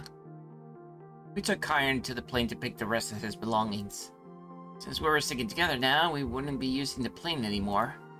Pretty short-lived for an HQ, but our homes were clearly safer. It's weird how the safest option was the riskiest one just a little while ago. Never would have thought that we'd been bringing Kyron right into our house. Taylor's house either. Not only that, but the quantum leap too. However, one thing surprises me more than the others. Kyron wanted me to come to the plane with him, alone. Everyone else was waiting outside, granting his request. Not sure what he wanted, but I'm just standing there watching. He's putting some stuff in his bag, just like the basics, like toiletries. There's a pile of clothes on the floor. He has other outfits? When he's done packing up, he turns to face I me. think that's almost everything. Didn't realize I'd be moving in with Isaac and Taylor. Whichever house we're at, though, I'll just take the couch.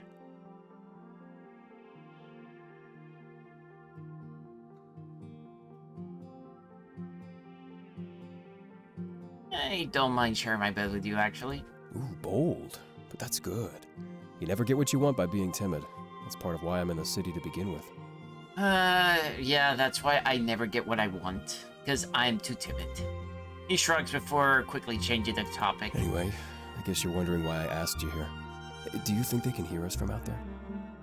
I shake my head. They definitely can't. Good. I just wanted to spend some time alone with you. Yeah, I think you're the only level-headed one in the group. Wonder what he'd think that. Remember, Delta, you gave me that apple. Your friends were mumbling like idiots about how to deal with me. If you're the one who opened their eyes, then you have my thanks. It makes me wonder what everyone else out there is thinking. I mean, public opinion is currently against Argus, right? Why is barely anyone else helping out? My colony is out there starving on your streets. If everyone banded together, they could easily overthrow Argus. I guess everyone is just scared to be the first to take action. Yeah. But at that point, it might not even matter anymore. The actions of one person ripple and cascade. The first doesn't matter if an avalanche follows. He's right. I guess technically, I was the first. My actions could have led to Isaac's actions. Cypher saw that their blueprint worked, then they might have sprung into action. It's a little odd to think that I might be inciting incident in all this change. I vocalized that thought, and Kyron scoffs. Like he thinks I'm stupid. Nobody saw you give me that apple, though. If it happened out in the open, maybe others would have followed suit. I think that's all it'd take. One grand gesture to push others forward. Isn't that what Cypher plans to do next week? If it's not too late by then, yeah. Even if 1-0 dies, that's too much. And they're getting close. Have you taken a look? Especially the children. When we first arrived, they were filled with wonder. Now they look so weak and famished. It kills me. But they must be getting food from somewhere, though. It's been a couple of weeks since we came to the city. Everyone who helps must be helping in secret. But it's clearly not enough, and the adults clearly prioritize the children. That just means the caregivers might be the first to die. I don't think I've come to that. Hermes needs to say something then. An ultimatum, but such a vague deadline? Maybe that's why Argus is taking their time. It's true. Hermes mentioned next week. A specific deadline might make things more urgent. But Argus must be planning on something behind the scenes. What if they just don't care? If they could wait for Cypher to act, then take everyone down. Cypher might seem to be undetectable. That's too convenient. Too easy. Cypher isn't the first organization to try, but they might succeed. You mean people have tried this before? Attila what Clays told me, but I asked him not to repeat it. Previous rebel groups seem to disappear without a trace. Really? Then you think Cypher would be gone by now. That's a good sign. Thanks for telling me, Delta.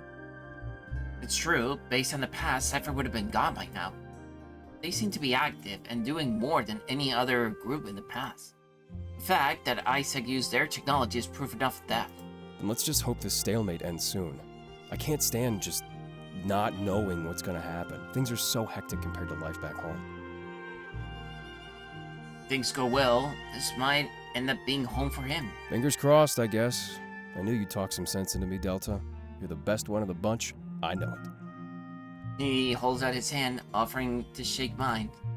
I shake it with a firm grip, and he smiles at me. It's clear that he's a lot less worried than he has I before. guess that's it then. I nod and he grabs his packed up bag. We begin to walk towards the exit, but he stops in his tracks. Oh, He turns around to face me like he's nervous. I wanted to apologize for pointing fingers. Everything going on just made me a little paranoid. You and me both. I tell him it's fine. Well, it's not like I was paranoid over nothing. I heard something, and I'm just not sure if I should repeat it. Well, now you kind of have Is to. that how it works? That's how it works, yeah. Well, it's Clace. I heard him on the phone. He was saying stuff about how it's all going well. He was probably talking about his hiatus. Yeah, well, I thought so too, but then he said, no, they don't know. Like he's keeping some sort of secret. That's quite concerning. I'm sure there's some context we're lacking. Maybe. Sure didn't help my anxiety. But I guess that's it. We're good to go.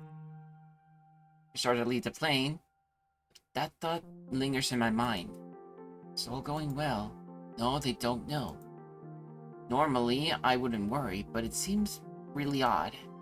Especially combined with how he's always staring at us, taking notes. He says it's just in his diary, but part of me is trying to question things. Could he be hiding something? I shrug, realizing it's not good to doubt my friends. But this time, when I shrug, paranoia remains.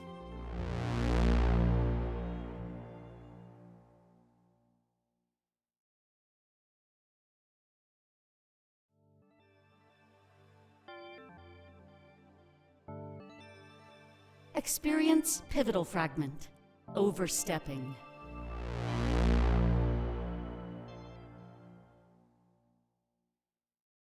It's better to be hurt by the truth than seek comfort in a lie. Well, can't say that it's true in itself. Against my better judgment, I sneak into Clace's room. The rest of the group was in the living room planning some party stuff, so unclear. Too much that didn't add up. I disturb it. No, I needed an explanation. His diary rests on his desk. One of the few times he doesn't had it with him. Last time, I noticed tons of bottles, both of booze and pills, lining the desk. Aside from that, the rest of the room is immaculate. Clean as clean can be. I sound to run through my thought process once more to make it sound. Currently, my suspicion is that Clace is spying on us. I'm not so sure for whom. Cypher? Arcus? Either way, chronicling our actions could bring us all down. It wasn't just that, though. It was the timing of everything, too. Came to Toronto almost right when the Zeros did. Every time we bring up the subject, he constantly takes notes. There's other things, too. Kyron overheard him talking to someone on the phone. He was claiming that we don't know something, clearly a secret. When we were at work with Isaac, he took out a phone call as well. A phone call that ended right before Hermes came on TV. He's openly admitted to having a burner account too. A second identity, offering him the ability to do other stuff under another name. He seemed concerned about his identity at the Wayfarer as well. I remember Isaac looking into that incident report where Dante dropped the booze. Police immediately needed to know which of his accounts he was flagged as. He was relieved at the answer and implies a lot. Every chance he's gotten, he's made sure to request that we give him privacy. He went even as far as giving himself a nickname in our group chat. It's a whole lost and clueless thing just in acting. He definitely seems good at acting, especially when he blew a kiss to the crowd at the nightclub. Have we all been falling for it like fools? As I approach the diary, I wonder what he's truly up to. Look down at it and consider everything that's happened thus far. Everything's suspicious, but everything good as well. New friends, new start, new life. Trust, hope, now fear. I give in to this fear or cling to that trust and hope. I feel as if this is a culmination of all my acts so far. Every choice, every moment I spend with the group. Do I read his diary? Oh, I'd never do that to Clace. Oh, I never did that to Clace. What the? What's going on? This is not good. Don't have a choice. I have to do it. I pick it up. My hand trembles as I'm about to open a random page. Don't really know what I'm seeing at first, just a bunch of sketches. On the page, I see a familiar drawing.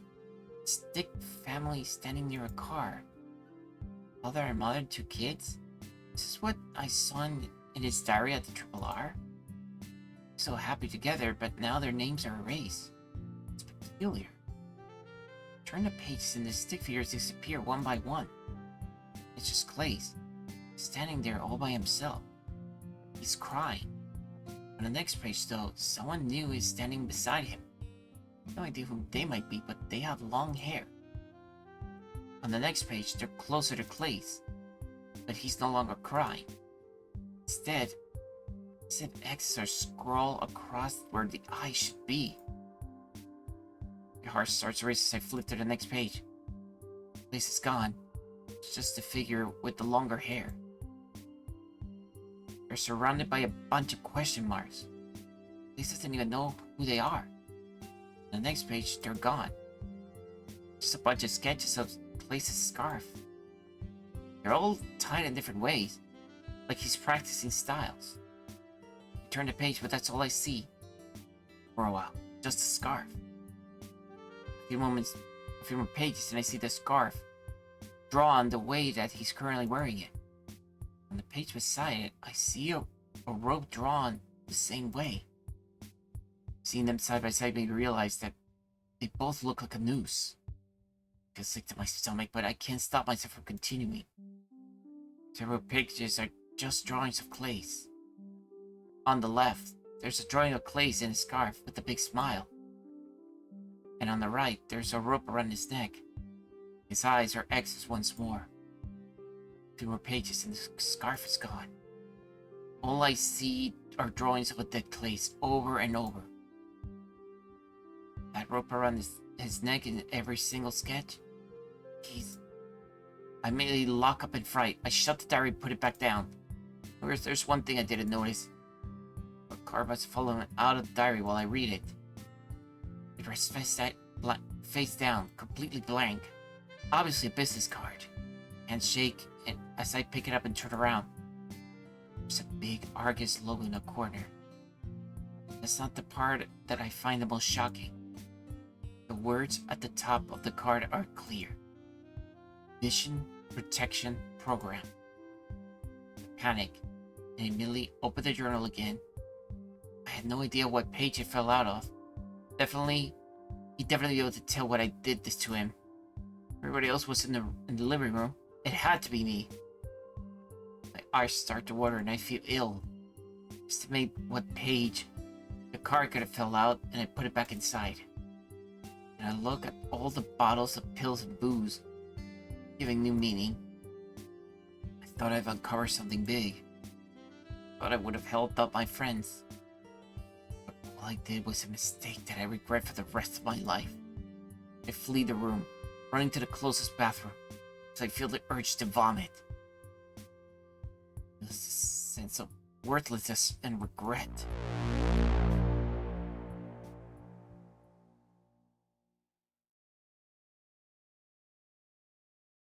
Why couldn't he choose? Something's not right. View which journal entry?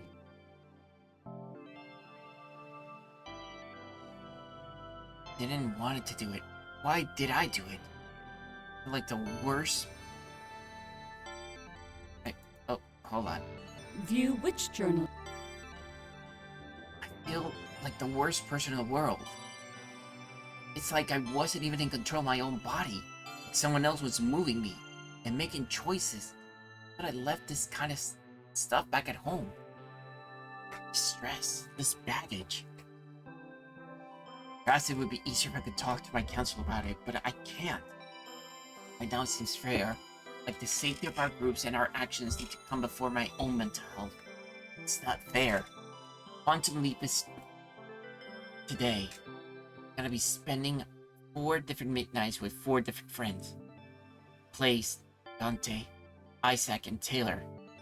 Kyron didn't seem interested. Said he would just hang out earlier in the party. I I wasn't worried about spending time alone with Place, especially after what I did. Especially with what I know about him now. I hate everything, feeling a losing control, like I'm watching someone else's life instead of my own. I know what these symptoms of, and it's not good. I just can't shake the paranoia. It's really paranoia. I know that I'm being watched, or is it a fright that's justified? Not just sometimes, though. I feel like I'm being watched every single second, on a level I can't possibly describe. I don't know how that's possible. Are you reading this right now?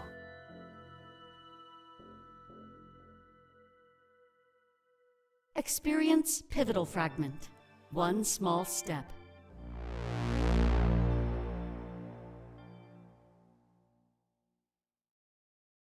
Your life is not the expectations of others.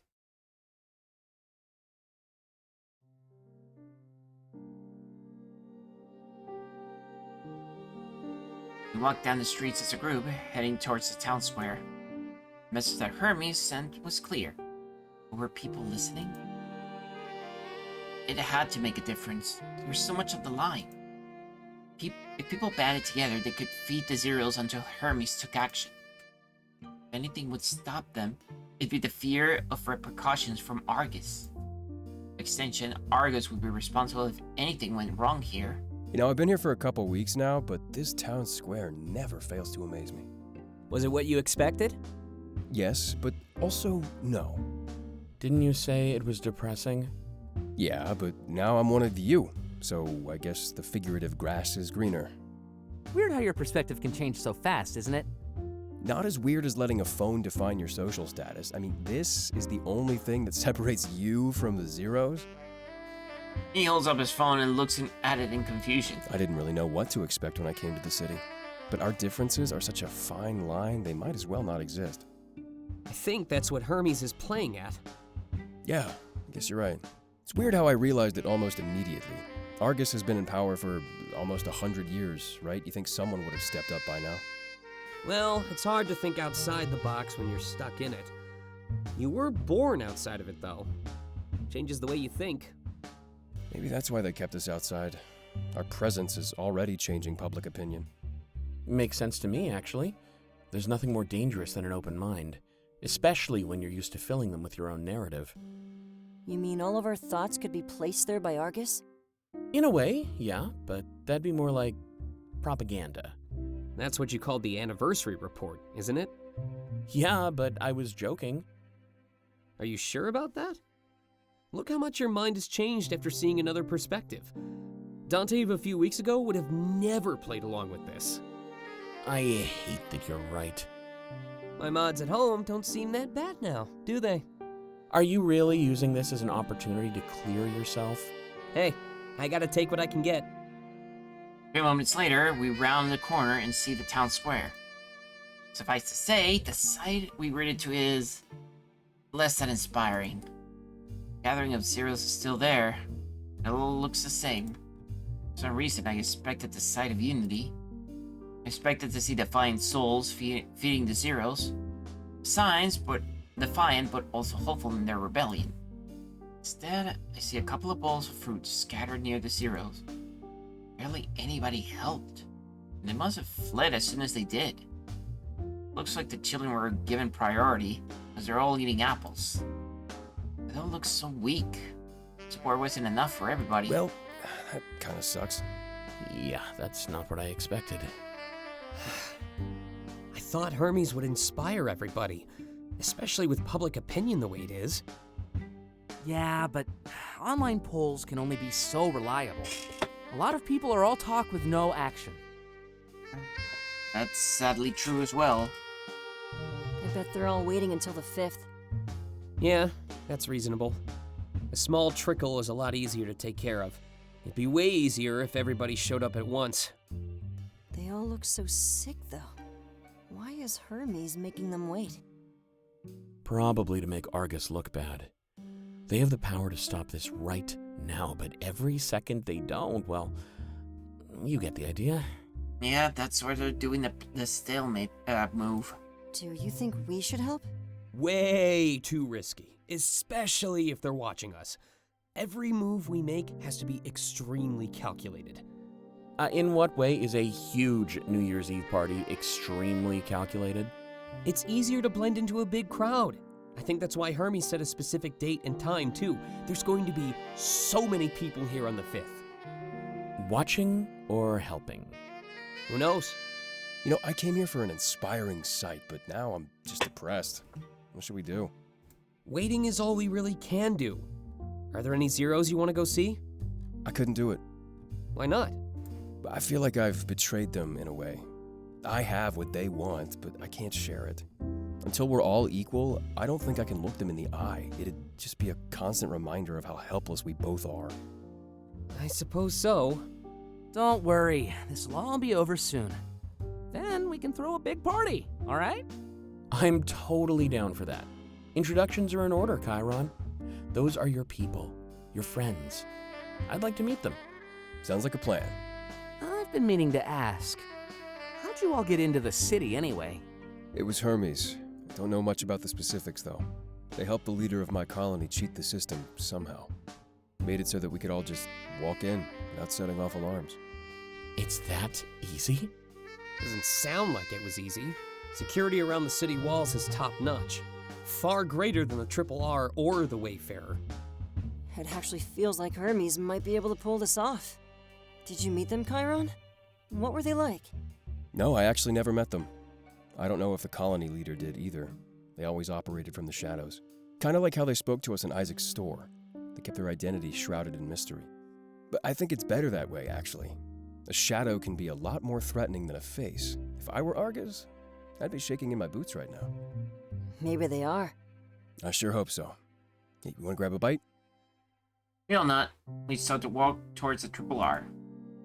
We have plenty of time to get a meal before we head back home. I feel bad eating a huge meal while the Zeros are starving out there. I remember Taylor saying something similar in our group chat a while ago. There's only one thing I can really do. Just hope that this all ends in their favor. As we walk past them, however, something catches my eye. It's that child carrying the doll with them. The one I saw before we got into the Wayfarer. Their skipping seems a lot less gleeful this time around. There's a smile on their face, but not as wide as the last time. In their hand is an apple, a few bites taken out of it. They notice me watching, and our eyes soon lock. Give me a quick smile before they get back to what they were doing. For long, they stop skipping and walk over to a pair of adults. They embrace each other, clearly their parents. I can't believe how emaciated they look. It makes my heart sink. Living on whatever scraps they can find for weeks now? Never wish that on anybody. Still, the child smiles, almost unable to comprehend the situation. Remember being like that, and being able to see the world for what it is. Wonder what it was. Thing that made us lose our childlike sense of wonder.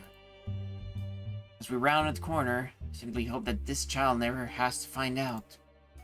But in the world so unforgiving, I fear it was only a matter of time.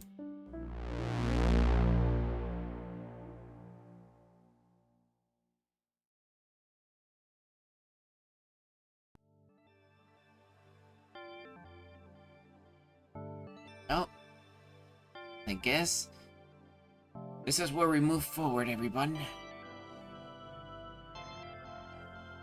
What's gonna happen next? I feel like this will be when we enter the next chapter.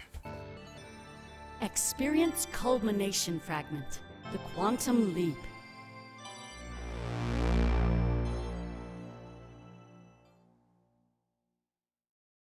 Thank you for choosing Argus.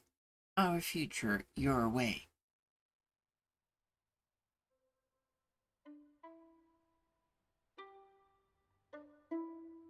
As soon as the party starts, the house is flooded with guests.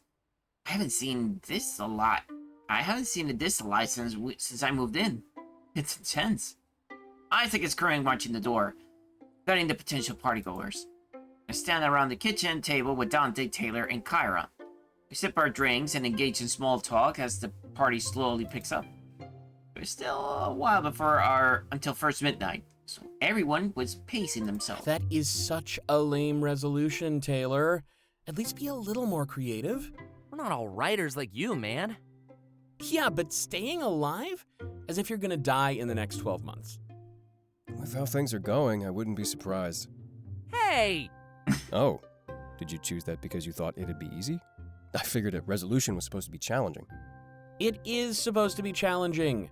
Taylor just likes taking the easy road in life. I'm a streamer. There's nothing easy about that. Oh, yeah, it's the hardest thing in the world. Pressing go live and reacting to online videos. He lets other people make his content for him. This is literally bullying. Like you do to all of us? That doesn't make it okay. Indeed it doesn't. Nothing is more fun than friends who can take a joke. That's what I'm saying. Obviously, I don't think Dante is a bad writer. He finally admits it. I thought it went without saying. Ah, yes, it goes without saying. I hear that one a lot. That's just a phrase for people who are scared of expressing themselves. Oh, trust me, I'm terrified. Dante laughs, and we take another sip of our drinks. Starting to feel like I'm a true member of this group now. Took a while for me to settle in, but things are finally clicking. I wish it were under better circumstances, though. Despite our banter and smiles, I knew we were all worried. Especially me. Racked with guilt from what I did to Clace. Feels like I didn't do it, though. There's a part of me that knows I'm not capable of it. As I stood it before the diary, things almost went on autopilot. I trusted him. I trusted all my friends. Feels like some of my thoughts I'm having aren't really mine. It's just I play back my thought process the moments leading up to it. Hey everyone, hope things are going well. I'm startled a bit and it I'm shows. sorry, didn't mean to scare you. I guess I'm just light on my feet. That's how people tell me. I'm like too light on my feet that nobody will notice that I'm just right there. I've watched a lot of your performances, actually. You're pretty graceful when you need to be. Well, ballet was basically the first form of dance I studied. I branched off after that, but a lot of the fundamentals stuck. Do things you learn in one style help you out in another? Kinda. Rhythm is the most important part. After that, it's just memorizing the movements. So you're not the best at freestyling, then? Well, all of my shows are choreographed. At the end of the day, I have to stick to the plan. Kind of reminds me of comedy and improv comedy. You know, scripted versus unscripted. Something like that, yeah. And by the way, can I get one of those? He just said towards Dante drinks. Oh, of course. I figured that's why you were here. Sorry, didn't mean to start playing 20 questions. No big deal, but let's focus on fun from here on out. You got it. Dante goes to the fridge and grabs Clace a drink. It's an overly sweet iced vodka beverage, almost wet in color. When he opens his up, we all take another sip in unison. Oh wow, I think I have cavities now. Yep, it's the good stuff. A lot better than that beer, if you ask me. What brings you to the kitchen anyway? Oh, I just wanted to hang out for a bit. That and find out which midnight I'm spending with Delta. I don't think we figured that out yet. Oh, in that case, I'll take first. Second. Third. Too slow. Wow, starting to think Delta is the real celebrity here. I guess that makes Isaac last then? I doubt he'll complain. Well, if there's still a few hours before first midnight, maybe I can hang out with Delta a bit right now. He looks at me and I give him a nod. We did talk about this in a group chat after all. I'm in no rush, though. Let's finish these drinks as a group. Dante stares down each of our bottles. It looks like we all have the same amount left. Want to see who can finish theirs first? If you're looking to lose a bet, yeah. Without saying another word, Dante immediately starts chugging. Let's start! No fair! He'll follow us to finish off our drinks as a group. There's so much left over from the nightclub. We'd be going through a lot. And ringing in the year with a bunch of new friends, over time. I have a feeling that tonight will go down in history.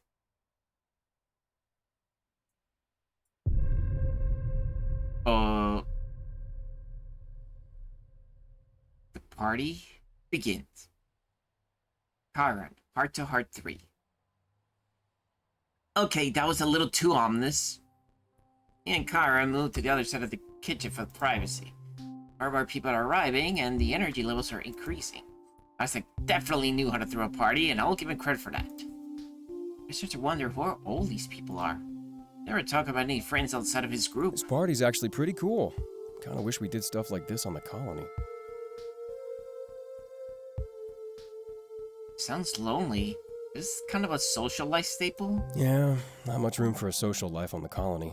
If we had some spare time, it was at the end of the night. We'd do campfires and play games like Raise Your Hand. Other than that, it was just work, sleep, repeat. Have I ever told you how things work on the colony? Nope, it's still a mystery to me. Well, every week we get an allowance of food and water. It was entirely dependent on how much work we did. The more we contributed, the more we got back. If you slacked off, they could deny you the essentials, so it creates this atmosphere of hard work being necessary. It definitely is, though. Running a colony takes a lot of work. Oh, that's one way of putting it. So it makes sense that they'd reward the hardest workers. I was always at the top of the list. Guess I love to help out. But when you live out there, you can't really do anything else. That sounds depressing and demanding. Some would say the same about city life, actually. You're all under Argus's thumb whether you like it or not. Gotta live life the way they demand it, or suffer the losses. He's not wrong. At least in the city, you can be depressed in style. A lot easier to put on a mask when you have all this stuff to do. Did I tell you I went to that big tower everyone keeps talking about? You didn't, actually. Well, it was pretty cool. Like climbing the tallest tree in the world. I could practically see my colony from up there. Never been that high up before. They even had a part where the floor was transparent. Good thing I'm not scared of heights. Would have had a heart attack. Oh, and then I went to the store that sold only guitars. I hooked one up to a big speaker and got to play it. People started watching, saying I was talented. He clearly is excited to be talking about all of this. I can hear it in his voice and the pacing of his words. Whole shoulder he had is definitely warming up. Or it could just be the alcohol.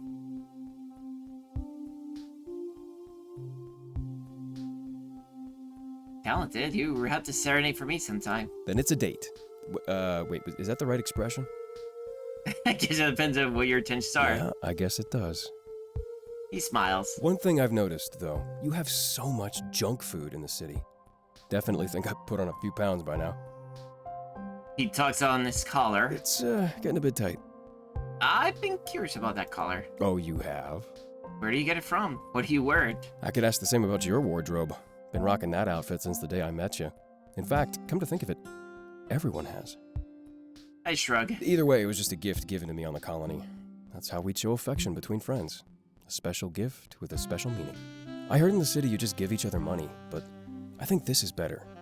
A lot more personal. I guess if this friend is protesting in the town square, he immediately locks up like I struck a nerve. Well, about that. I actually wanted to talk to you about my past, but I think we should take it to the bedroom. It's not stuff that I want anybody overhearing. Sure. Privacy is important. Good to know we see eye to eye. Tilts his head towards the bedrooms. Decide we should go to mine. Start leading the way.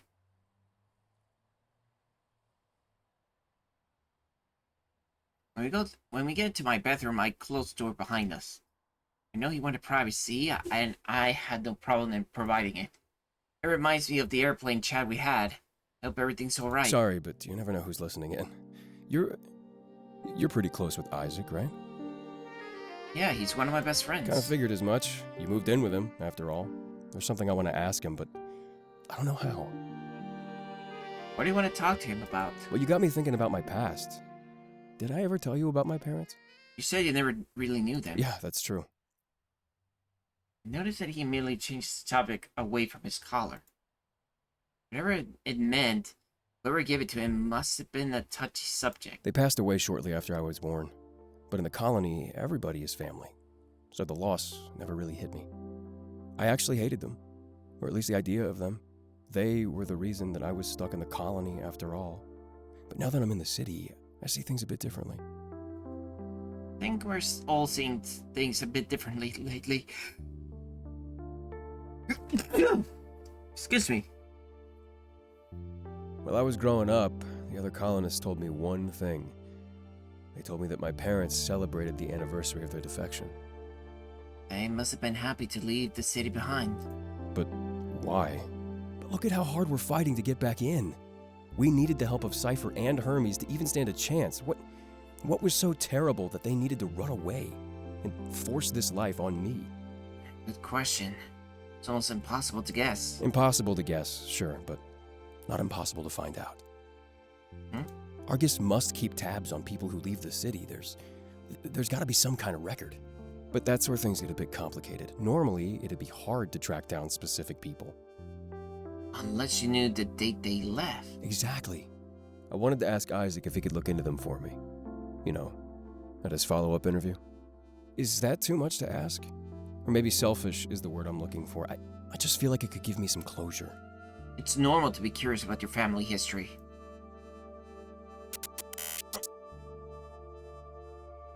What the?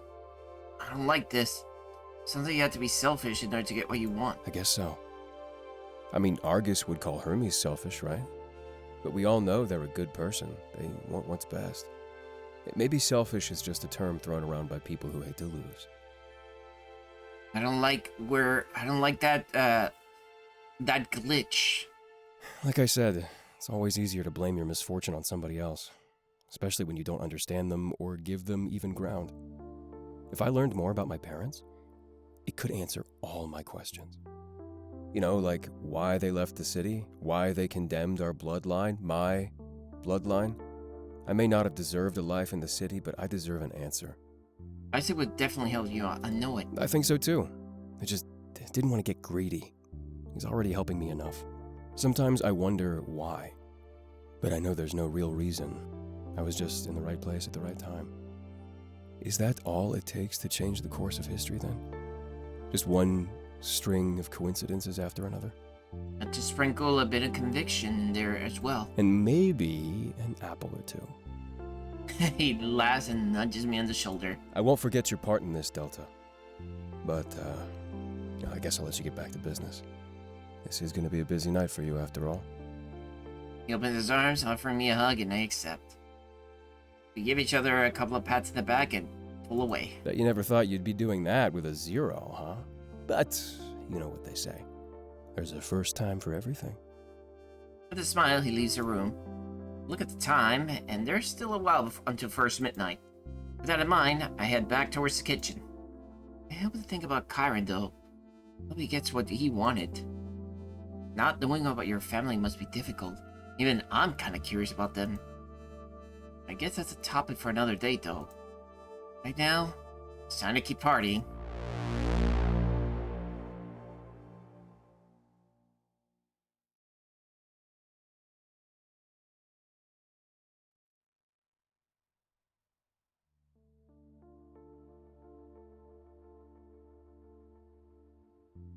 The group is gathered around the kitchen table and sharing a second drink. As soon as I arrive, I'm handing down one and start to sip with my friends. Isaac is here now, too. Must have let everybody inside by now. Hey, Delta! I was just waiting for you. Hope the party's going good so far. It's good. But it'll be better when we're alone. Oh, really? Good to know you're looking forward to it. I'm curious if you changed your mind on a thing or two. He stopped to think for a moment before continuing. I've got that surprise all prepared too. Should we be scared? No reason to be. I think you'll love it. Who are all these people anyway? There's no way you have this many friends. You'd be surprised. No, because it's not true. Ouch. I've made a lot of connections over the years, you know. Normally, I don't let my worlds collide, but tonight is special. I asked him why he said he was waiting for me. Oh, right. My follow-up interview is all organized now. After that, I'm pretty sure this promotion is all mine. He holds up the drink. New year, new Isaac. We'll sip. That's pretty awesome. When is it, by the way? That's the cool part. It's on the 5th of January. You mean Hermes Day? Is that what we're calling it now? It made sense in my head. Then, yeah, Hermes Day. You might miss what happens on the street then. Doubtful. I bet it'll be on every TV in their HQ. Plus, I can look into this agent Delta's been talking about. I can tell Karen is biting his tongue. This would be the perfect moment to ask Isaac about his family. For some reason, he says nothing. I'm looking dejected. Sounds like January's gonna be awesome then. Anime convention, Isaac's promotion. Oh, I have news too. I've made up an ending for our campaign. The next session might just be our last one. And because I want to brag, yes, you'll love it. Our last session? That was kind of fast. Well, things are pretty unpredictable right now. I have no idea what our situation will look like next week. So I decided to end on a high note. Nobody likes a cliffhanger. That's fair. It was only a test run anyways. If it goes well, I can plan a second one. I'm thinking bigger and better is a good mindset to have. Let's hope it all goes well then. Another sip. Speaking of which, it's almost first midnight. Wow, time sure flew by. You were watching the door for a couple hours? Fair. At least I didn't miss anything important. Should we head to the backyard? The live music will start soon. What kind of live music did you hire? Nothing too fancy. Just strings and stuff for slow dancing. Strings are the definition of fancy. Don't worry, I'm the follow-up act. Got a nice song picked out too. Oh, right. I forgot about that. Hey, thanks for following through on your promise. Anything for you. Aww. Remember, Delta, this is our midnight. Wow, I'm kind of jealous. He's performing during your date? Yeah, I think I picked the perfect time and place. It's not the most upbeat song, but people seem to love it. Well then, we'll let you get to it. Hope you two are ready for a slow dance. This live music stuff doesn't come cheap. I'm definitely not much of a dancer. What? Uh-oh. First midnight. Place, Heart Chart 3. This is already way too ominous. Something tells me that something is going to happen and, oh boy. This is I'm getting nervous. In this situation, I don't think I had much of a choice. If I owe Clace a good time, that much is clear. Especially after what I did.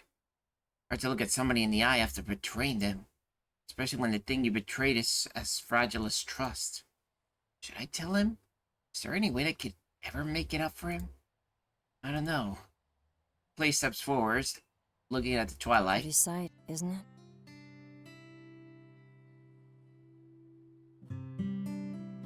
That is pretty you, actually. Wow, I was right. You really do have a silver tongue. Words like that under a sky like this.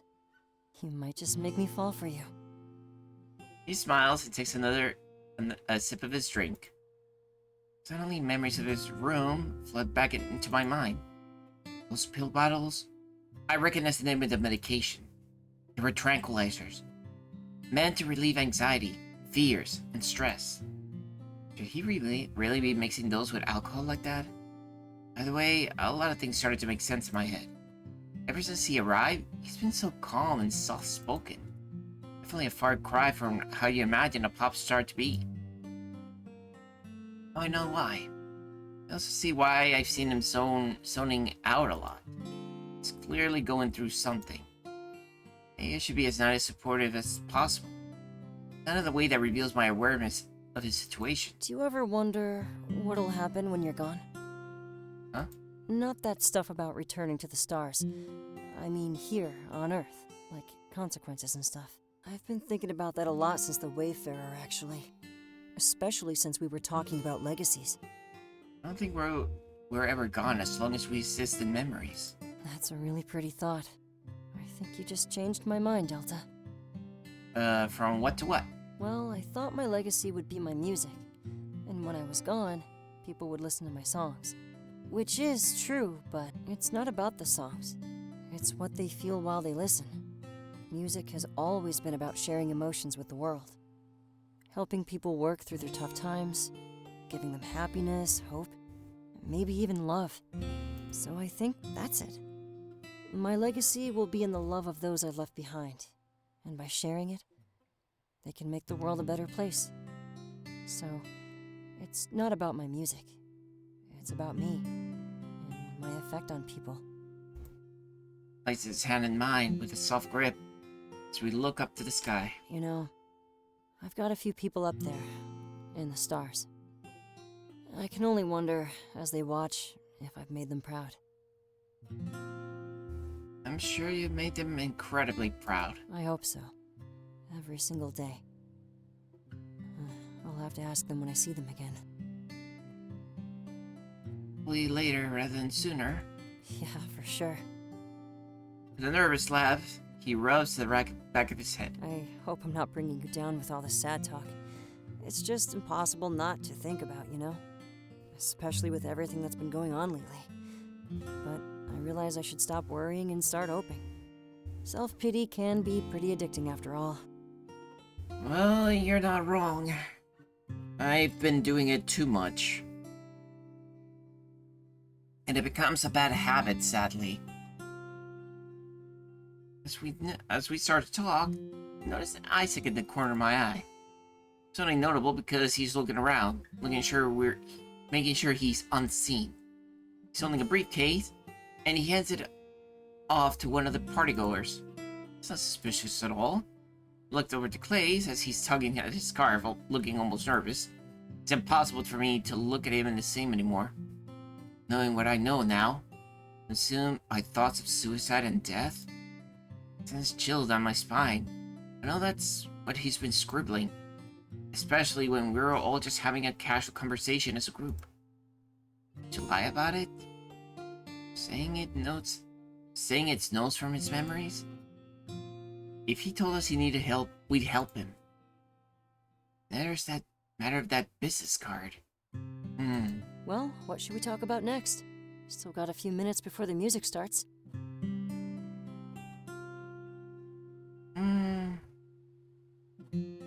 Got any big plans for the new year? Nope, not at all. But I mean that in a good way. Usually every minute of every day is planned.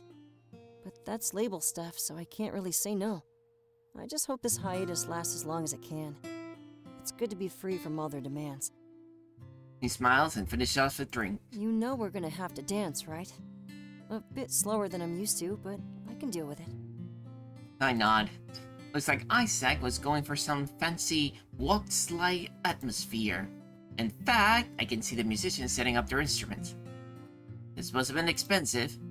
How much does Isaac make anyway? His house? This backyard? This event? Argus must pay their employees well. I really need to get a job. Maybe you cook me up after everything blows over. I know it sounds cool when I think about it. Working as a team? Just remember, left, right, left, right. Follow the flow of the others. Let's not be the type of couple that disrupts the dance.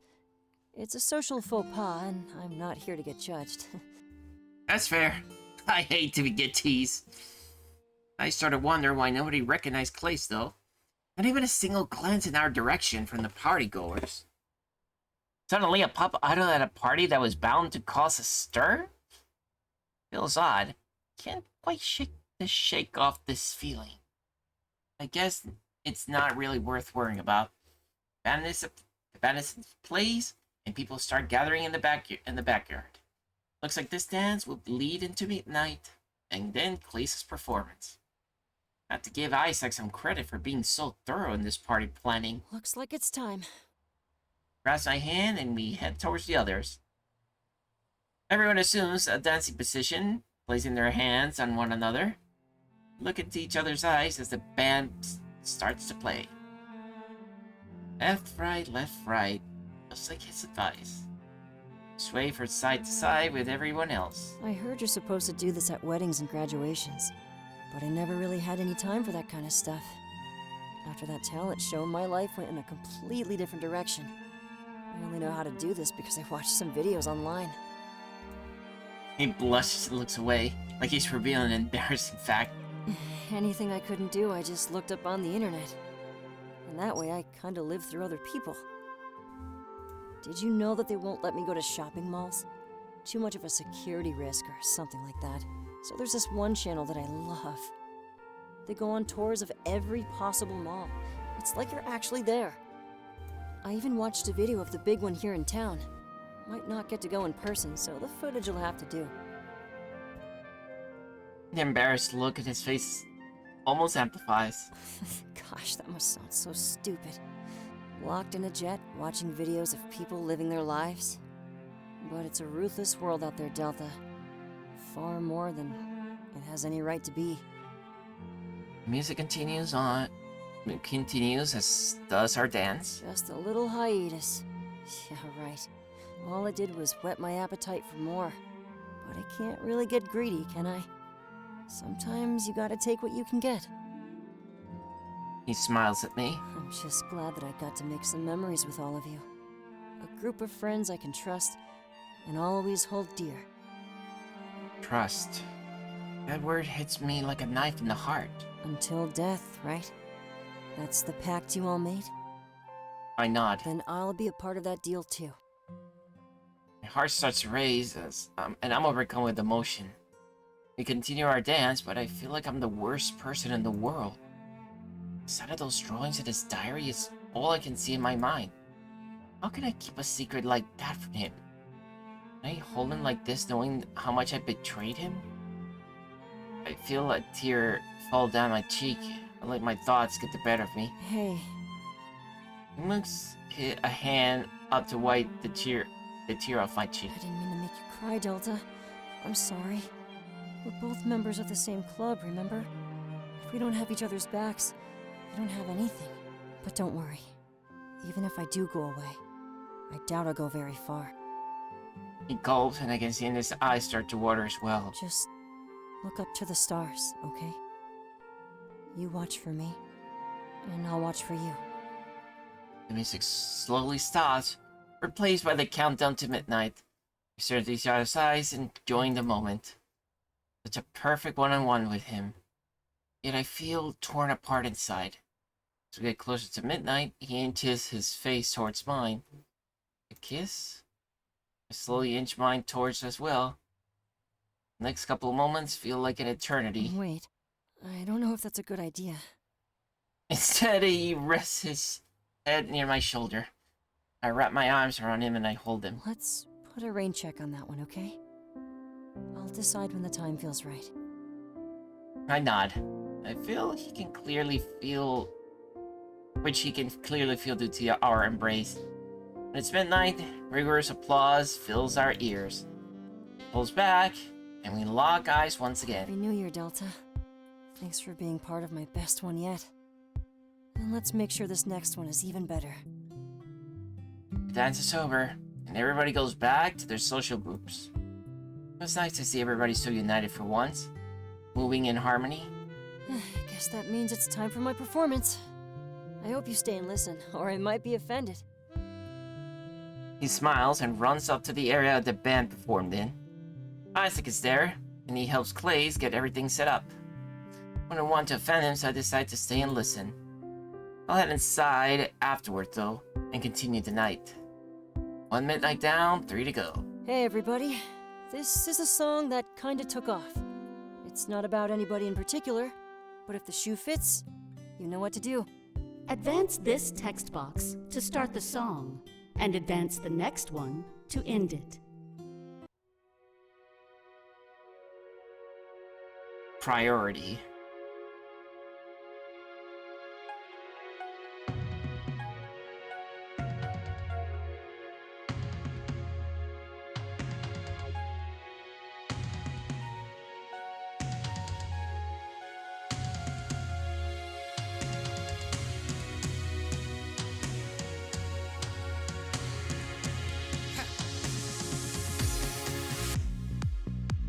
You came into my life, that's when I saw you, and I knew I wanted to get close. A lapse in judgment calls for desperation, and I gave it to you, I suppose. But that's not the way the story goes.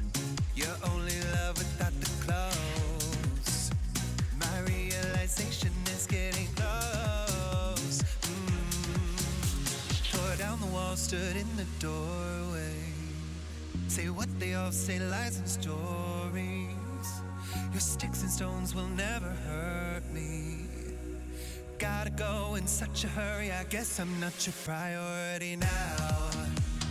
Now, now. Well, I guess I'm not your priority now. Now, now. Well, I guess I'm not your priority now.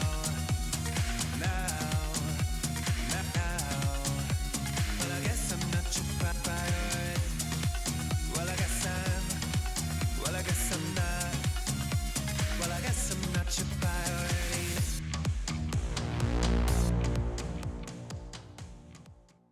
Let's continue.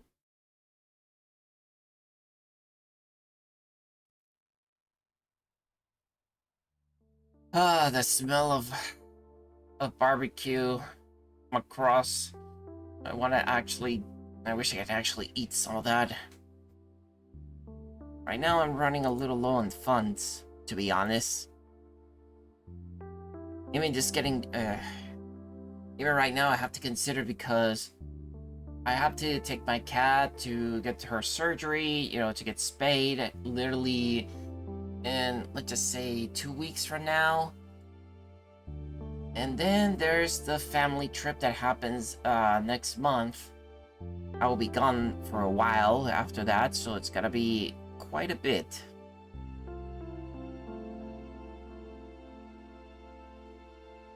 It was a lot to take in. Looking at Clay's, talking to him after what I've done. My heart starts to race as soon as I get back to the kitchen. I hate how I'm feeling tonight. There's so much stuff I want to say, but it feels like I can't.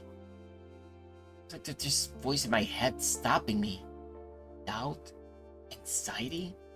Paranoia? I feel like seeing that aging was a tipping point for me. Like some level of denial present in my mind no longer existed. In that moment, everything hit me at once. Things haven't felt the same. I shouldn't be standing in the kitchen like this. Clearly starting to show signs of panic. I need a breather. Slipping out the door in the back of the kitchen, I entered the garage. Or at least what I think is a garage, since I can barely see anything. But it's just what I needed. A moment of silence in the darkness. And a moment, time to focus on my breathing and calm down. Think about everything I've done and everything I've seen. Part of me thinks Clays would forgive me for what I did. And when it comes to Isaac, he's never lied to me before. I feel like my future could be determined by the nature of those around me. He's forgiven me for invading his privacy like that? Is Isaac telling the truth when he tells everybody to trust him? He must be. He always feels safe when he's around. That comforting thought is enough to calm me down. Besides, we only have 5 days until Hermes took action. Just like Karen said to me. First, doesn't matter if it's an avalanche that follows. 5 days from now, will be the least of Argus's problems. We had to do his last 5 days, and I think we'd be fine. I just trust in Isaac. Go with the flow. Spend time with your friends. Trust in Isaac. Go with the flow. Trust in Isaac. My eyes start to adjust, and I realize I'm not in the garage. I'm in Isaac's workshop.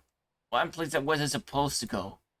I instinctively covered my eyes, but then it was already too late. I could immediately see why he didn't want anybody in here. Dozens upon dozens of Argus drones lying in the garage. The workshop bench rests a large stack of briefcase. Just like the one I saw him hand out to one of the partygoers. Dimly lit monitors line the wall, showing live footage of the house. At least it appears to be live. The date and time match up perfectly. But in the footage, the house is completely empty. I know that's not true since I can hear the party roaring. Is it fake footage? I gulp. This was clearly none of my business. But if it was part of the surprise, I can't even begin to imagine what it would be. Maybe it wasn't even a surprise. Maybe he was just hiding this. turn on my phone to look at the time, I realized it's almost second midnight. I'm supposed to spend this with Taylor, if I remember correctly. I quickly leave the garage, trying to forget what I saw, and all I can do is remember my earlier thought. It's like a mantra. Go with the flow. Second midnight. Taylor, Heart to Heart 3.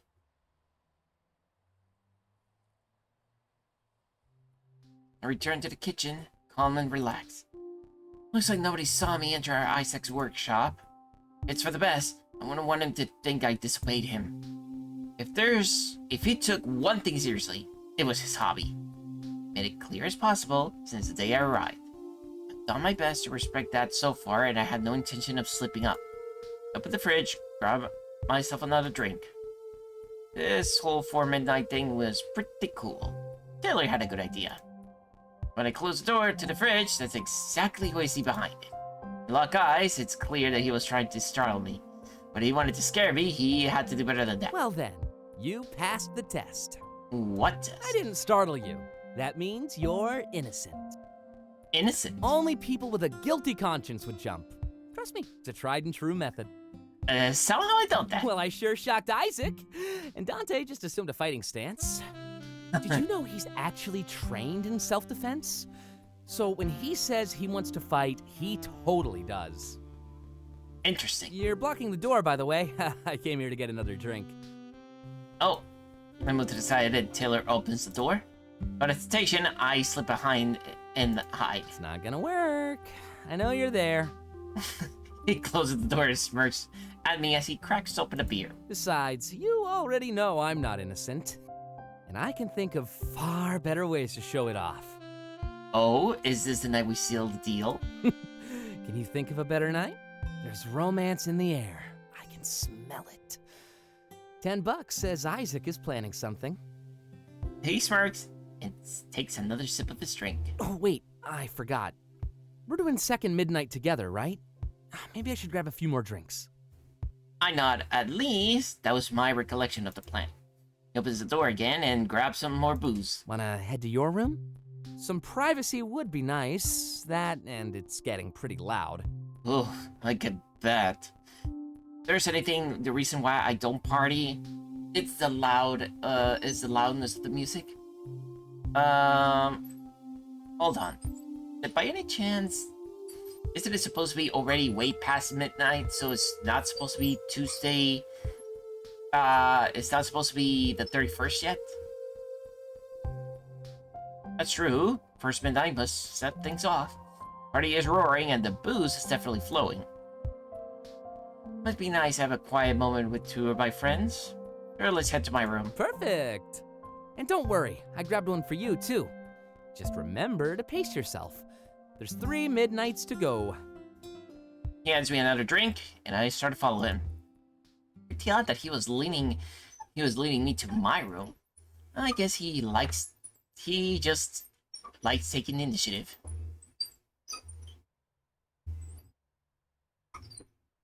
As soon as we enter my room, we put the drinks down on the nightstand. It's quite a few drinks too. Not sure how long he wanted to be in here. I look at the time, and there's still quite a time before we hit second midnight. Socializing can be so exhausting. It's a lot harder in person compared to my chat. Hope you don't mind taking a breather with me. Oh, also, thank you for letting me use your room. He sits on the edge of the bed. I would have asked Clace, but he started locking his. Can't blame a guy for valuing privacy, though. Clace started locking his door? I'm pretty fond of my private life, too. It's why I only ever hang out with the core group. Nights like this really make me realize how comfortable I am with all of you. Throw some strangers into the mix, and all of a sudden I can barely talk. I can relate. I guess everyone has a comfort crowd, though. But I gotta step it up. I'm hosting a panel at the con. He's hosting a panel at the con? I sit down beside him as we continue chatting. Yeah, streaming 101. That kind of stuff. A lot of people ask me how they can make it. Honestly, I feel like I feel like I've been into this streaming stuff myself that even I don't know how to even put a streaming 101. How can people even begin streaming? I almost feel like all I can tell you is how you can stream certain things, but how they can make it?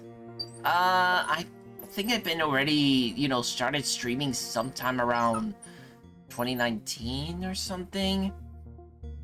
And yet, look at me. All that time, and I only just got 1K followers. Other people, especially the more popular ones, would have hit 1K without even... Some people actually even hit 1K barely within their first month. Or some people, not even that. They would have just simply hit it off. Literally, how can I say, before even, let's just say COVID started, they got even, a good time frame, I would say. 3 months or so. 4 even, let alone half a year. And they already are, streaming with a lot of viewers. And even more followers. Where am I? I am still stuck in the single digits. But at the same time, I don't want to act... It's more like, I don't want to put up a fake personality. I just want to be me. Out there a little bit. And most importantly, I just want to make some form of connections out there. And well, this is one way how I'm doing my socializing. But it's not as simple as all that. If there was a formula, then everyone would be successful. I hate to brag, but I feel like my personality is a big part of it. Exactly. Which is why I can easily admit, I definitely do not have a streamer personality. I do not have that sort of charisma. Or that sort of a, thing that brings people in. I accept it. I am just as much as boring as the next Killjoy. I mean, they choose to watch me over everyone else. When I try to list some reasons, that one just rises right to the top.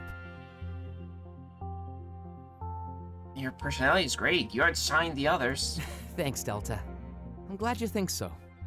Oh, you watched that stream I did with Clace, right? Honestly, that one was a little tame compared to my normal. Maybe you should pop over and guest sometime?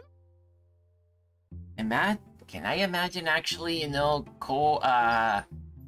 a collab in the same place with another streamer? I don't know. That almost feels way too far into, let's just say... That just feels like way ahead. I don't know if I can even, be in the same house with a couple of other streamers in the same place. I'm not a tailor, gives you a wide smile. Takes a large swig of his drink and then lays back in the bed. I do the same as we stare up at the ceiling together. He sighs before quickly reverting to a previous topic. People are the worst sometimes, aren't they? It's so much easier when it's username scrolling past my screen. At least then I have some time to rehearse my answers. Now that I think about it, I've never seen Taylor interact with people outside of our group. Given everything I know about his past, social issues don't surprise me at all. A lot of my streamer friends are gonna be at the con. I'm paranoid that I won't make a good first impression. Trust me, I know that. Honestly, if I was ever to do a panel at a FurCon, it would be more centered on, how can I say, on veterinary stuff, but it would be not much into what I do for game streaming. I feel like that's the only thing that people would actually take interest, but it won't be something that anybody would actually, then people would probably, hey, can you do this on stream, veterinary related, it's like, that's kind of for me like a way that blurs the line between what I do in real life and my streamer life, aka my gamer life. So I rather keep those things separate. Thank you very much. Especially when potential collabs are on the line, They're gonna be judging me from the moment they meet me. If I'm not entertaining enough, I'll lose opportunities. Yep, I already lost the opportunities myself. I'm already having enough trouble with those leaked photos.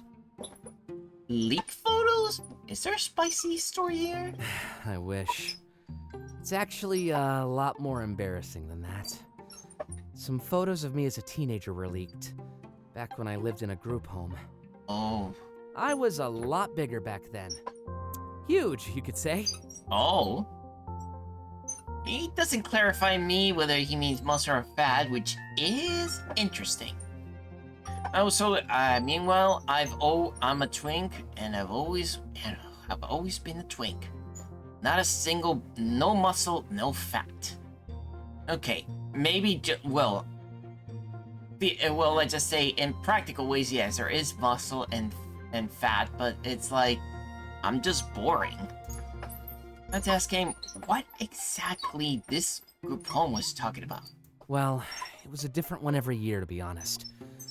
It was just a place for troubled youth, or kids with no parents. Like a shelter, I guess, run by volunteers from the community. But I was stupid back then. Took out my problems on other people. I guess I was a bully if we're putting a label on it. So, if I acted up too much, they'd just transfer me. That's how I ended up in so many places. At least the local cuisine helped me cope. Yeah, looks like that, yep. Drown my sorrows in food. Meanwhile, technically, I drown my sorrows in gaming, pretty much. That's kind of how I got myself into gaming. Because, well, I wanted to find a way to cope, but I literally had no other way. I just simply... And sometimes when my only mechanism to cope, which is gaming, I just lock myself inside my little head. Just thinking, just imagining scenarios and stuff like that. I guess you could say that this is why I have a vivid imagination, but I have no ways to, I'm gonna say, share it or even express it. Because everything that I was imagining, everything that I was thinking, it should never come out. That's how it is. If there's one thing I love to do, it was eat. But I'm getting ahead of myself here anyway. Someone leaked those photos, and people are making fun of me. I hate to see myself like that, you know? A reminder of who I was.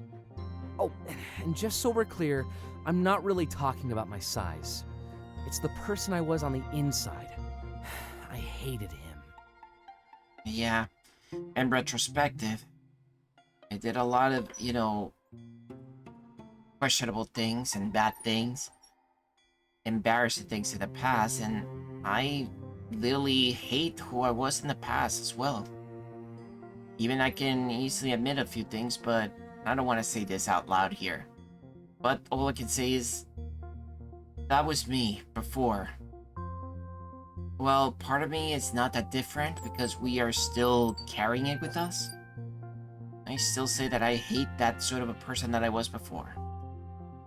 But I guess maybe I deserve this. I bullied a lot of people. Didn't make their lives any easier.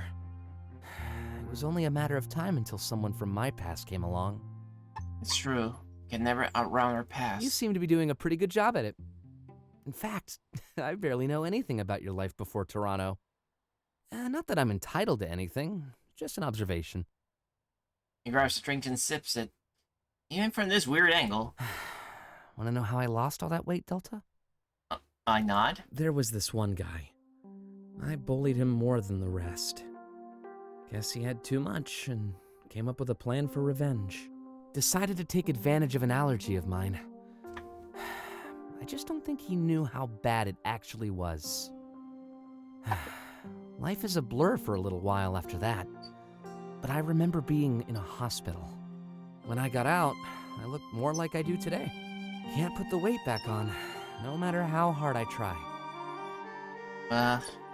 Somehow something, let's just say, started your fast metabolism, right? I figured that karma was done with me. But now everyone is sharing those old photos around. It's like a constant reminder of my past. Every single day. He scoffs. As if a constant reminder of the future wasn't bad enough already. Every time the lights go out, I'm scared it's happening all over again. That's true, he told me about his vision. In complete darkness. Even during our first time on the plane, we noticed that he seemed afraid of the dark. But you know what? This has given me a pretty unique perspective. A lot of people make fun of me online for being too skinny. Now, other people are making fun of me for the opposite. I feel that. It's really dumb, isn't it? No matter what your body is like, there's always gonna be someone who judges you. The only option we really have left is to love ourselves just the way we are. Because I know they definitely won't. And at least we have power over our own feelings. That much is true. Self-love is the most important things.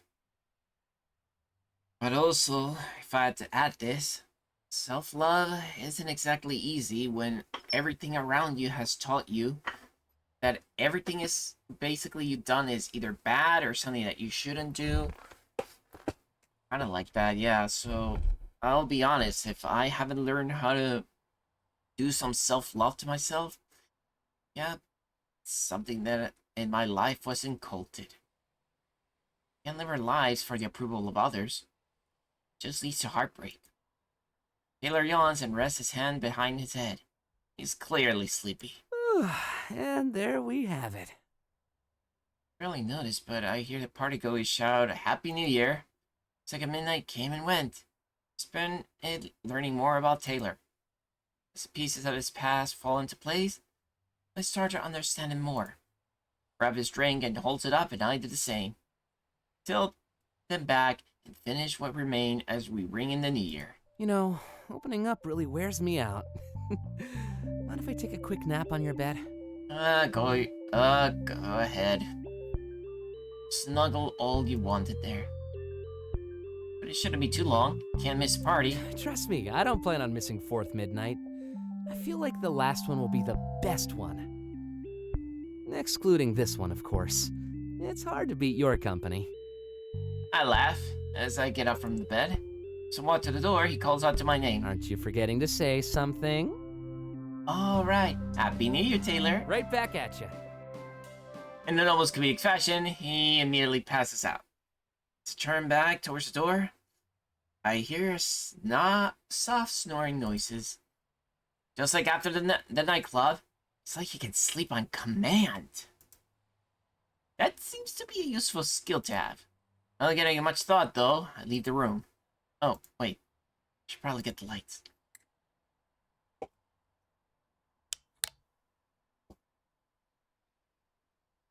Third midnight.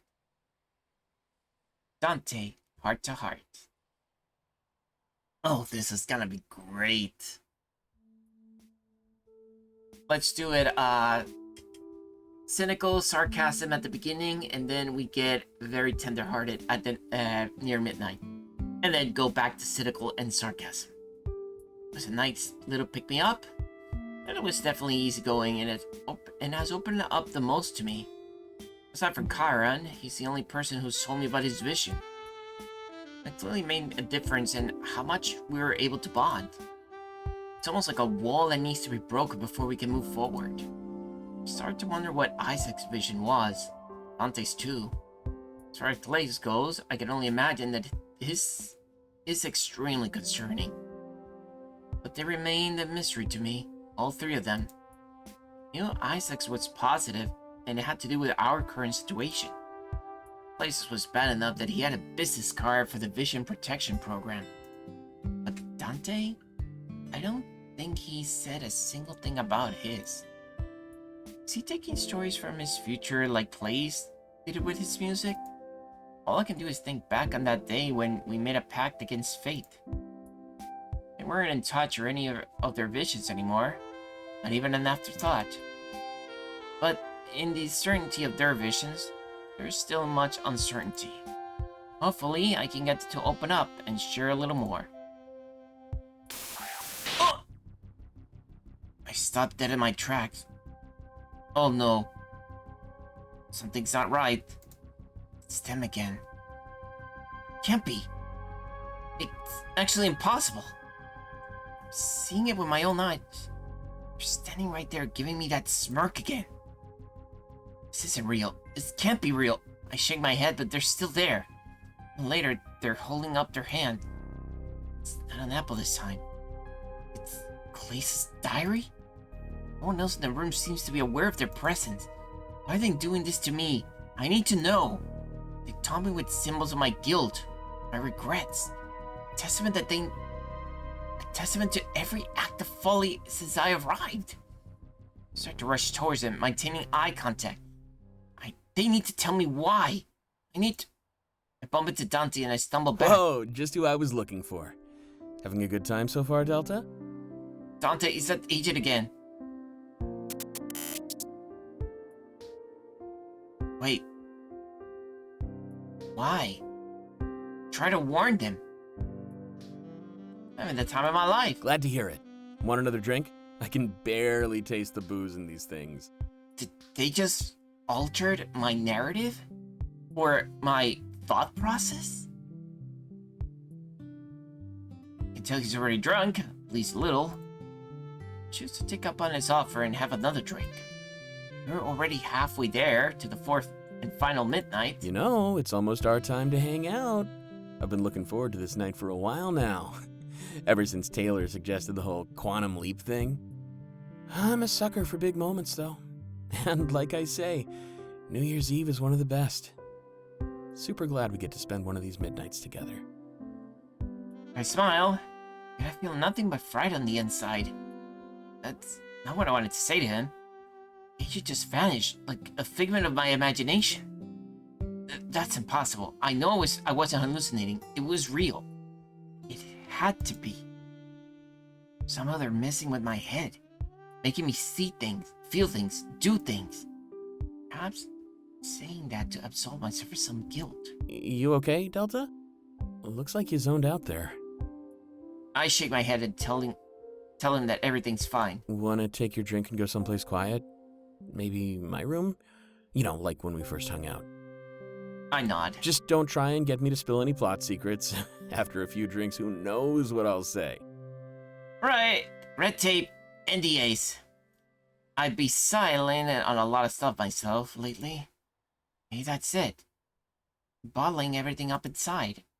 Just hope that sometime soon I can let it all out.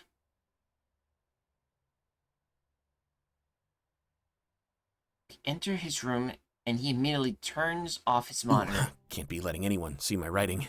Not by choice, of course. I just don't want to get sued. We both take a sip of our drinks. Honestly, I'm almost done with all the booze. It was a good party for the first couple of weeks, though. In fact, part of me hopes that we go through all the booze that place bought. Party's pretty loud. I can tell that everybody has a few. So, I actually wanted to give you something. I meant to do this earlier, but I saved it for tonight. Ooh, I like where this is going. Delta. He says my name in a short fashion, but it's clearly joking. You sure know how to add to the moment. Just a sec. I hope you don't find this gift too sappy. I know you've never really read my work, so I wanted to give you something special. Walks over to his bookshelf and takes out something. Here. He hands it over, I inspect it. It's an autographed copy of one of his novels. Well, I hope it's not weird that I consider my own work a gift, but this is a first edition copy. There aren't many out there. It was part of a test run to see if the book could sell. After it did well, they printed way more. It's core forlorn. Remember Clace mentioned that he had a first edition copy of it as well. It's also the one with the character that reminded me of you. I think he means the character that dies. I'm always a bit hesitant to give away my own books. A lot of people think I'm just full of myself or something. But I consider my work an extension of myself. Like I always say, the purest form of self-expression.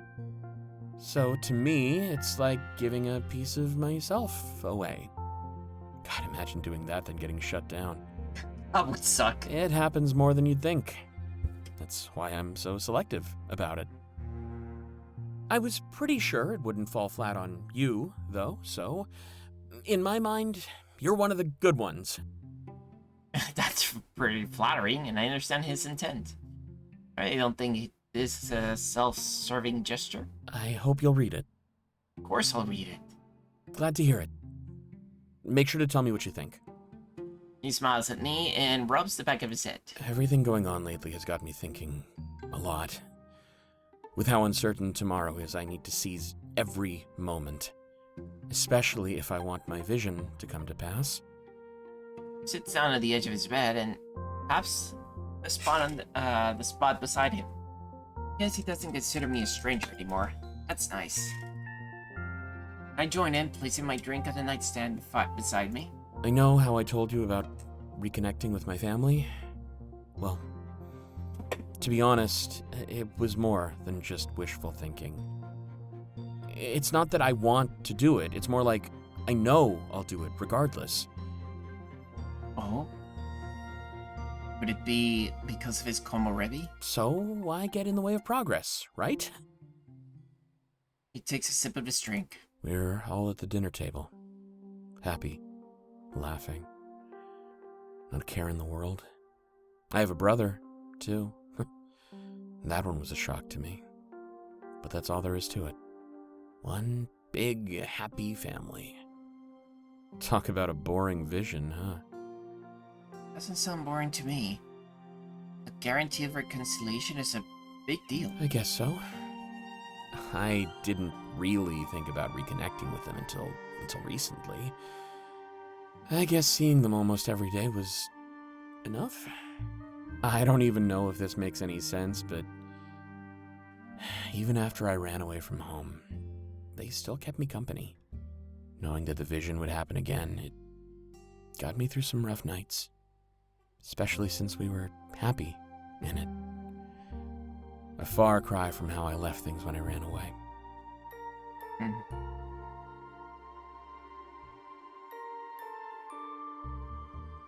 Another sip. That, and there's no place more lonely than a library. Trust me. I wouldn't wish that fate on my worst enemy. He's actually a pretty interesting guy. Grew up in a library and used it to hone his skills as a writer.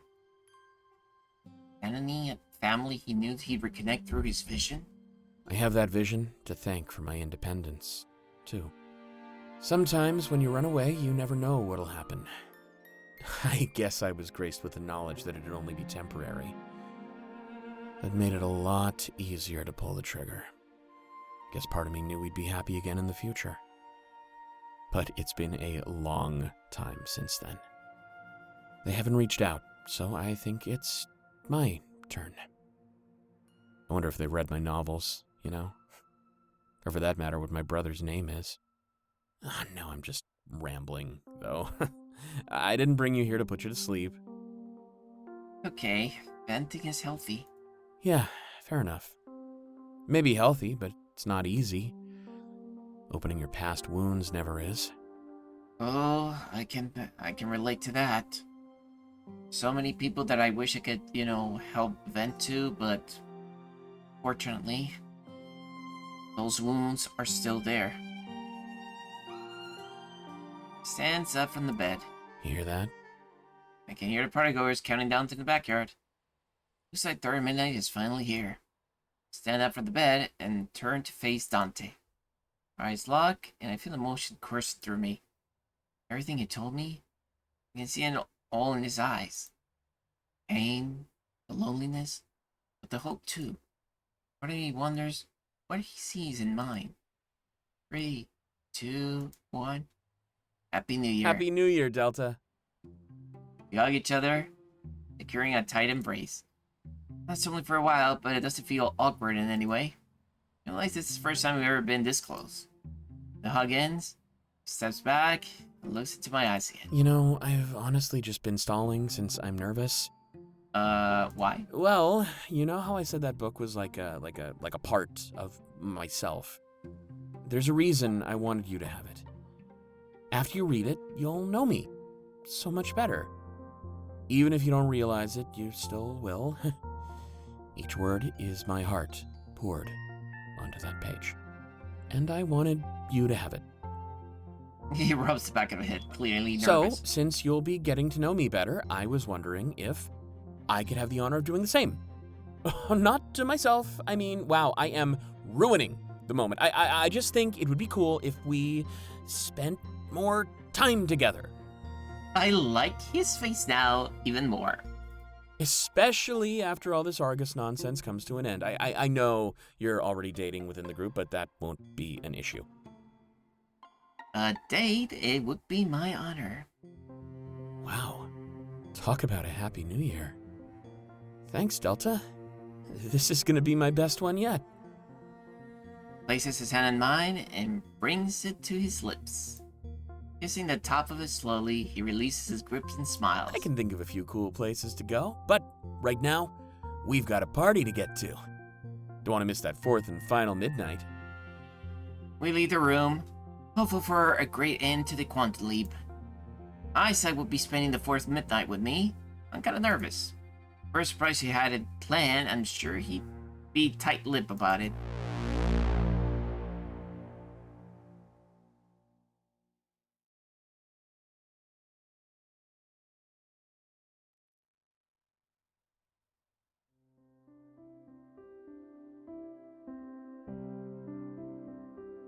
Me and Dante return to the kitchen, seeing Taylor, Isaac, Clays, and Chiron.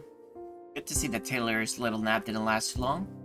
They're standing by the exit to the backyard, engaged in conversation. You tell her they're debating something. It's a friendly argument. There's no way you can pull that off. At least not without raising suspicion. Yeah, I'm with Taylor on that one. Hey, I think Isaac can do anything he puts his mind to. It seems like nothing compared to getting me in the system. Maybe. Dante, Delta, come over here real quick. Gotta show you my latest innovation. Oh, you gotta stop innovating, Isaac. Especially when Argus could be watching us. Oh, we're fine. Give me your phone for a sec. No. Dante. All right, fine. Dante hands Isaac his phone. He holds it up to the scanner on the back door, and I hear the standard chime. Enjoy your trip, Dante. You may leave the house 5,126 more times today. Remember, a good score makes a good citizen. What? I've been saving up, Yeah, because I do all the shopping. and we love you for it. Isaac hands Dante back his phone. It's also why I wanted to use you as an example. I knew you'd have enough excursion credits to spare. Fair enough. That didn't prove anything, Isaac.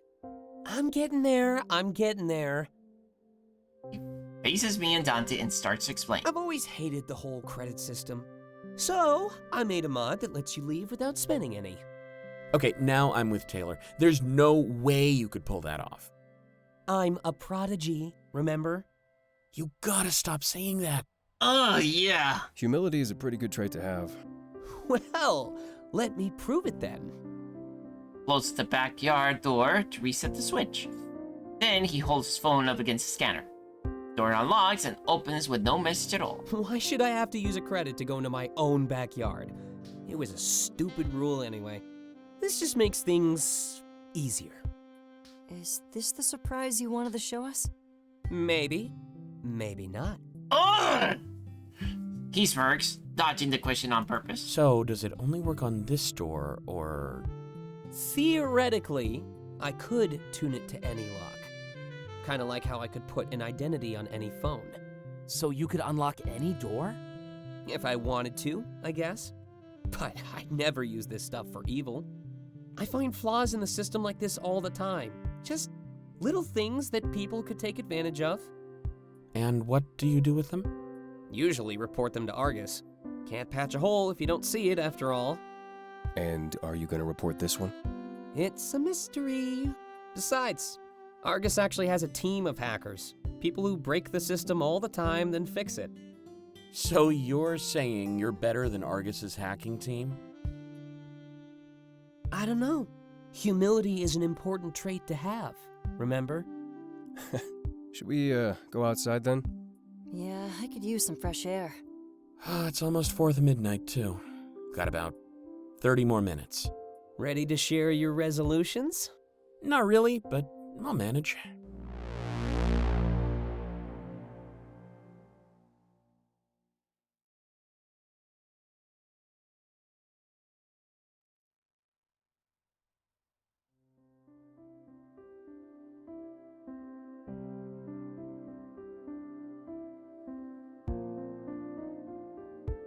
And in the backyard, each sipping our next drink. I don't really had time to think about what my resolution would be. Honestly, I just wish that everything ended up having a happy ending. Might be good enough. Playing my part in making sure everything goes well. There's a nice ring to it too. Puts my mind at ease. How odd my mind feels more at ease when I show resolve. Or at least the dedication to the cause we currently fight towards. I should keep going with the flow, like I said. It's not like a river to just change directions. Stream always leads to one place in particular. Should follow it, the path forward. It's January 5th. Because if I start to show doubt, fear, or hesitation... Uh-oh. No, everything will be fine. Well, who wants to go first?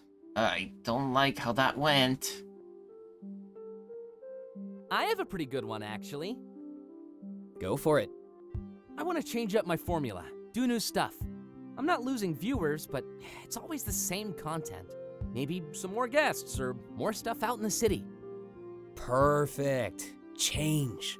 The heart of any good resolution. Mine's actually about change too, but not for myself. How is that a resolution then? It's supposed to be a personal goal. Well, it's more like a change that I cause. I want to keep contributing to the world in a positive way. It's a bit abstract, but I know I can pull it off. I'll accept it. Yeah, that's a pretty good one. I believe in you, Isaac. I know you can do it. Thanks. Who wants to go next? I want to see everything the city has to offer. Fill every day with a brand new experience. And I'm open to suggestions, perhaps even partners too. No fun in going it alone. Ooh, loving these so far. Delta? Clays? I want to try and visit all of you. After this hiatus, I'm going to be really busy, but I'd feel awful if we never hung out again. So I think that's my resolution. To keep in touch and come visit. Might make work less stressful too. We'd be happy to have you back. If we can pull all these off, the new year will be amazing. And I'm glad we get to ring it all in together. But I think that leaves one more person. Right. Delta? What will you accomplish? He puts me like that, like I have no idea what to say. Stop to think for a moment. Let's see. In 2041, I already gave my life a new start. So right now, 2042 seems like a blank slate. Will I etch into that slate?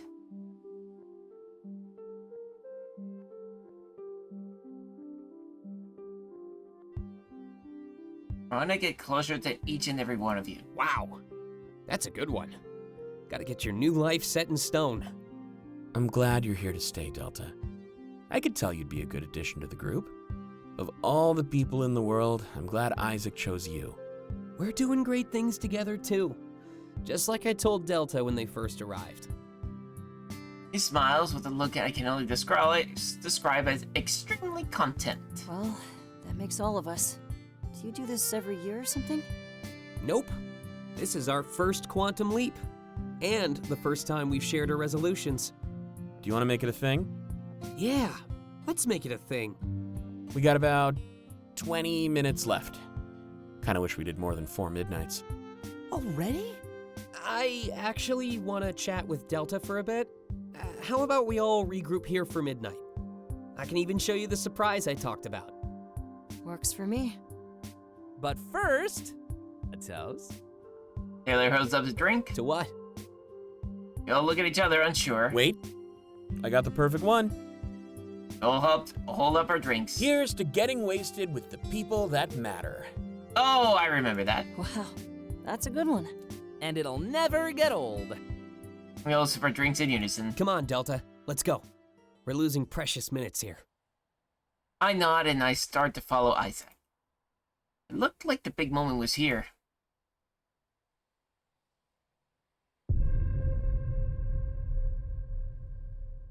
Damn, that sound effect just makes it more ominous.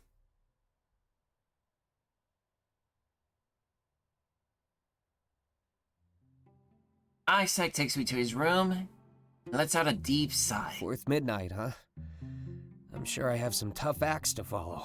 I said the best for the last on purpose. Me? The best? How much have you had to drink? He laughs and then looks down at his jacket. I need to clean up a bit before the big moment.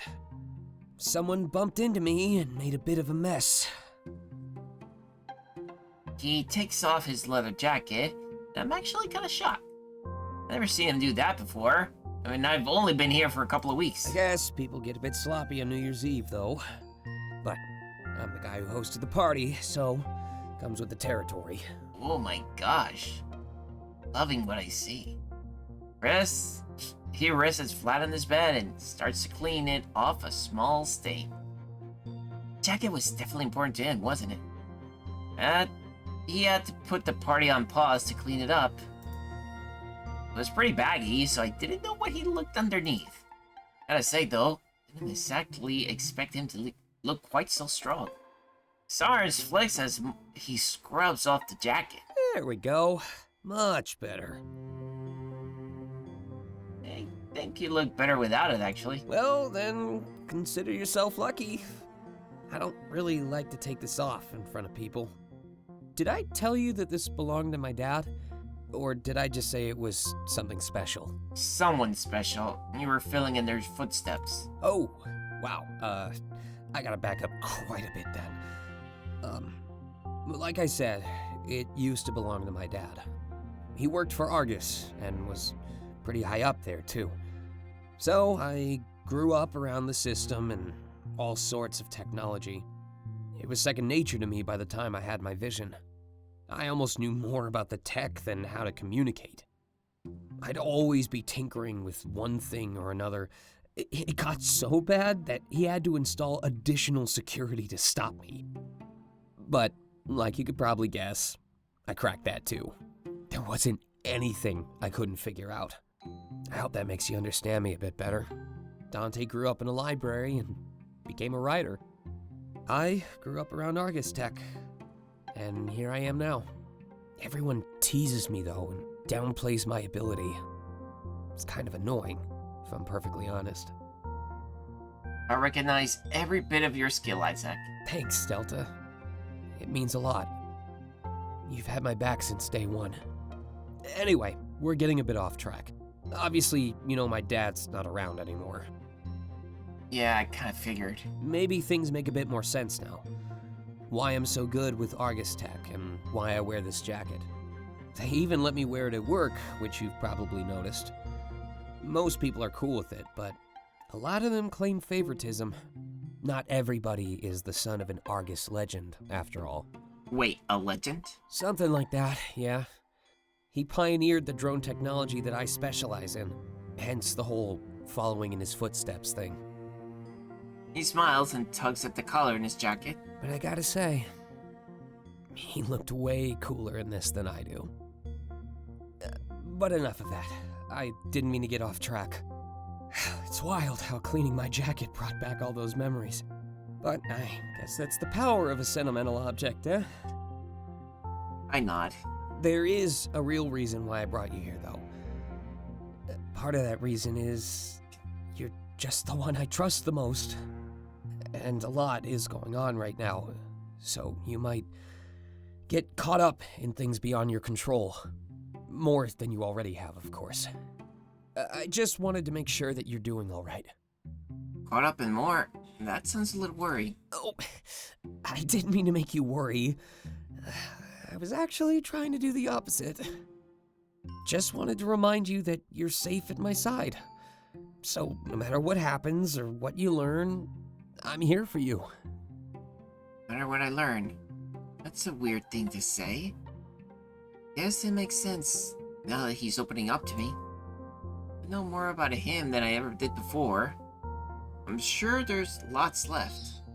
I'm tempted to ask him about the drones in those briefcases. However, I decide to remain silent.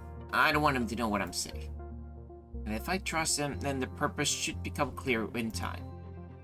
Thanks, Isaac. I'm here for you too. Of course. Glad to know it's mutual. I'm really happy that you moved in with me. It's definitely made all of this a little easier. We should probably get back outside, though. But I just had one more question to ask. I'll try and make it quick. He blushes as he speaks. I know we already talked about this, but it's been a while. A lot has happened since then, so I was just wondering, did you ever give it any further thought? If you were interested in me, I mean? Back when we first talked about it, you said it was too soon to tell. But like I said, a lot has happened since then, right? I must sound so stupid. If I ask now and you say no, I can leave it behind. Basically, I want to start the new year with no regrets. It's a special night, though, all about new beginnings. So, I wonder if you thought about a new beginning with me. I would be. Oh, perfect! Oh, I'm so happy, Delta. You have no idea. Just wait until you see the surprise I've cooked up. He smiles and tilts his head towards the door. I take that as a sign. It's time to head back outside. Ready to get this show on the road?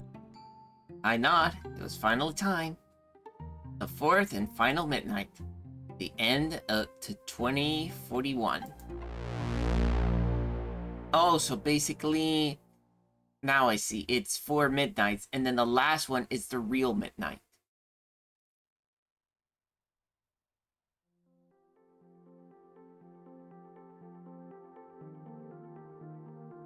Make our way back outside, and the group is waiting for us.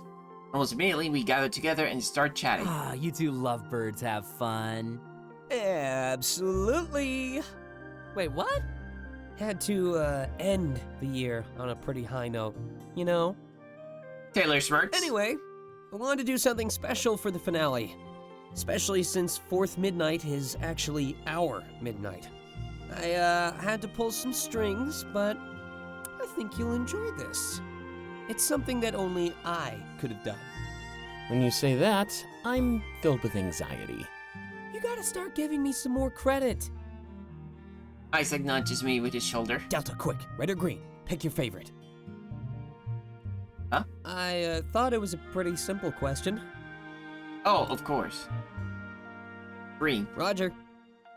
He smiles and takes out his phone. Without saying anything, he just starts tapping away. Well, what's the surprise? Gotta say, I don't like the suspense. Hold on. He continues using his phone for about another minute. All right, everybody. Close your eyes. That isn't gonna help with the suspense part. Please trust me. I worked on this for a week straight. Wow, such dedication. We'll do as we're told and close our eyes. I have no idea what to expect, but the anticipation rises. Isaac certainly had to live up to high expectations. Just another minute. I start to hear noises, buzzing, and mechanical whirling. I recognize that noise anywhere. It's the sound of Argus drones. But I knew this surprise would involve them, but I couldn't tell the others. I felt like Isaac would hate me if he knew that I went into his workshop. But it was a genuine mistake. I have to stop beating myself over this stuff. All right, open up. I open my eyes and I'm greeted to a beautiful sight. Drones fly around the sky above the house, each with dazzling lights. They dance and sway in different formations, almost hypnotic. I was supposed to program this light show just for us. Well, what do you think? That's so cool. How'd you pull this off? Like I said, I had to pull some strings. But Argus ended up giving me the approval. We stand there watching the light show in awe. Isaac steps aside and returns with a 6-pack of drinks. One more for the end of the year? Sure, I'm down. We all take a can and crack it open. Drones are such a mystifying sight, I can't take my eyes off them. It's not only that, but it's truly a testament to Isaac's mastery of the tech. Here, check this out.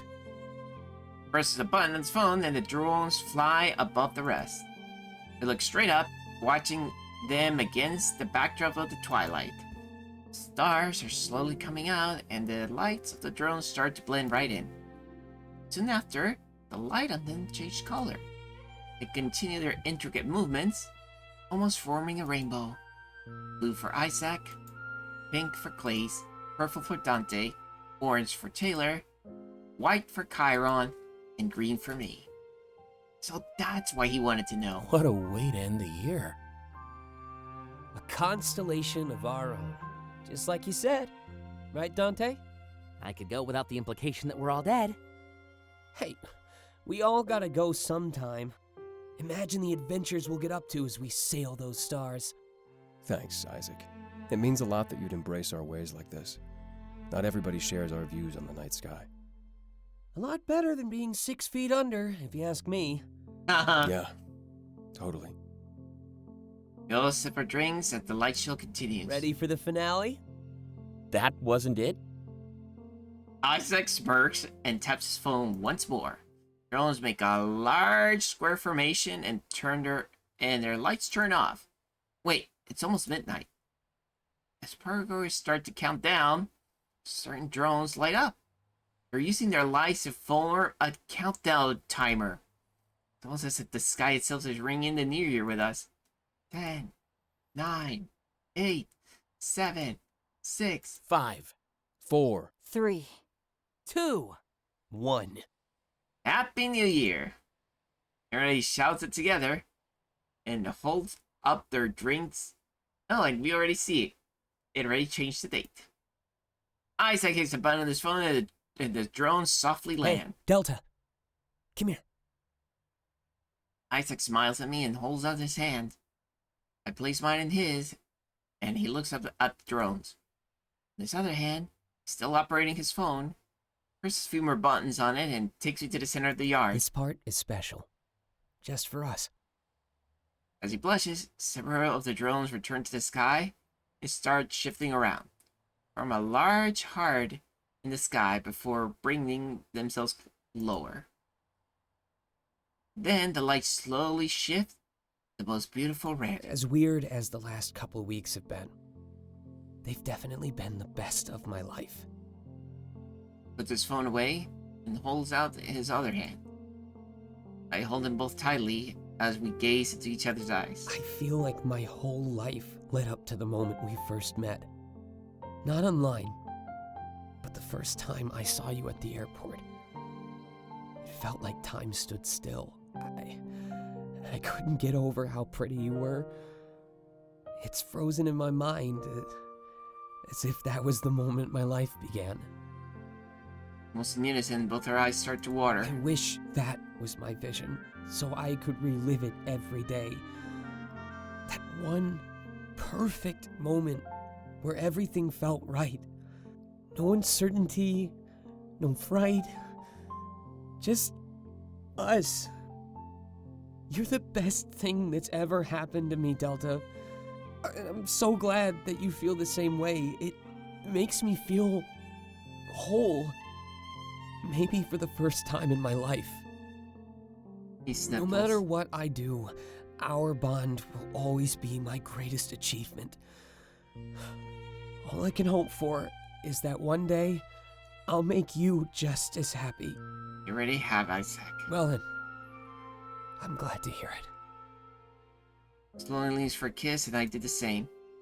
Our lips locked together for the first time under the crimson light of the drones. One of his hands raises up and softly strokes the side of my face. We stay like this for a while until he finally pulls back. Thanks, Delta. Let's make this the best year of our lives. Yeah, the best. He smiles as we head back towards our friends, holding hands. Wow, and I'm the one who writes romance. Shut up, Dante. You're ruining the moment. I think I almost started to cry. Aww. That really made me happy. seeing the both of you so close. Ah, it's nothing. I just spoke from the heart. It always knows what to say. We all exchanged glances and smiled at one another. The year was over, and we hung up on the precipice of a new beginning. If there was a moment where anything seemed possible as long as we stuck together. As if they were in the perfect harmony, though. We hear a collective gasp of shock. The river rushes to the TV in the backyard. The chatter is overwhelming. Soon, the chatter starts to dissipate, and we hear people cry. Wait, what's going on? I don't know. Let's go look. Make our way to the TV, taking slow, cautious strides. It was as if we knew it was bad. It's just wanted to delay the inevitable. And what we know, I think we could all tell it was already going on. People won't budge, so we slide our way between them, inch by inch, make our way to the front of the sobbing crowd. The TV appears to be a helicopter footage of the town square. Oh, no. Camera takes a quick zoom to the center of the square. My heart sinks to my stomach as I see two bodies on the ground. Lay there, lifeless, as people watch in shock and horror. Not just serials, but people from the city as well. Now they care? Camera starts to zoom in more. I stumble back to collect myself. Those were the parents of that child I kept seeing. I recognized them anywhere. Sure enough, the child breaks through the crowd and runs towards her parents. Carrying a bunch of food, they trip, causing to fly every which way. With teary eyes, they grab a couple of apples off the ground. Closing the distance between them and their parents, they kneel down. They bawl, try to feed the apples to the bodies of their parents. Obviously, they don't respond. The child is carried away, kicking and screaming in confusion and sadness. Moments later, flashing blue and yellow lights of the authorities arrive. Police cars show up, even a couple of ambulances. This would go down in history as the first official interaction with the Zeros. Like many points in history, that changed everything in nearly an instant. The view of those two bodies on the ground will forever etched into my mind. They were holding hands and now lay dead, surrounded by scraps of food. I think on some level, we all knew this was going to happen. Police start to close off access to the town square. They unrolled the two-tone blue and yellow security tape around the perimeter. Everyone stands back, while fellow Zeros embrace and console the child. The sobbing and shock of the partygoers around me seemed to fade. We will process what we saw, and it became reality. And my friends, I'm feeling convinced of one simple fact. This is the fate of those who oppose Argus. It's what made plain and simple for the whole world to see. The group gives each other some almost knowing glances. They didn't want things to go south like this. Now that they have, we could very well meet the same fate. Dead on the streets, fighting for what we believed in. The inevitable thing when you place your trust in tyrants.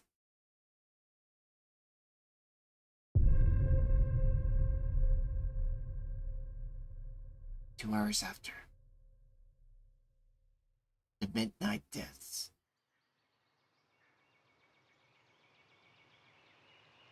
Everyone left after the news broke.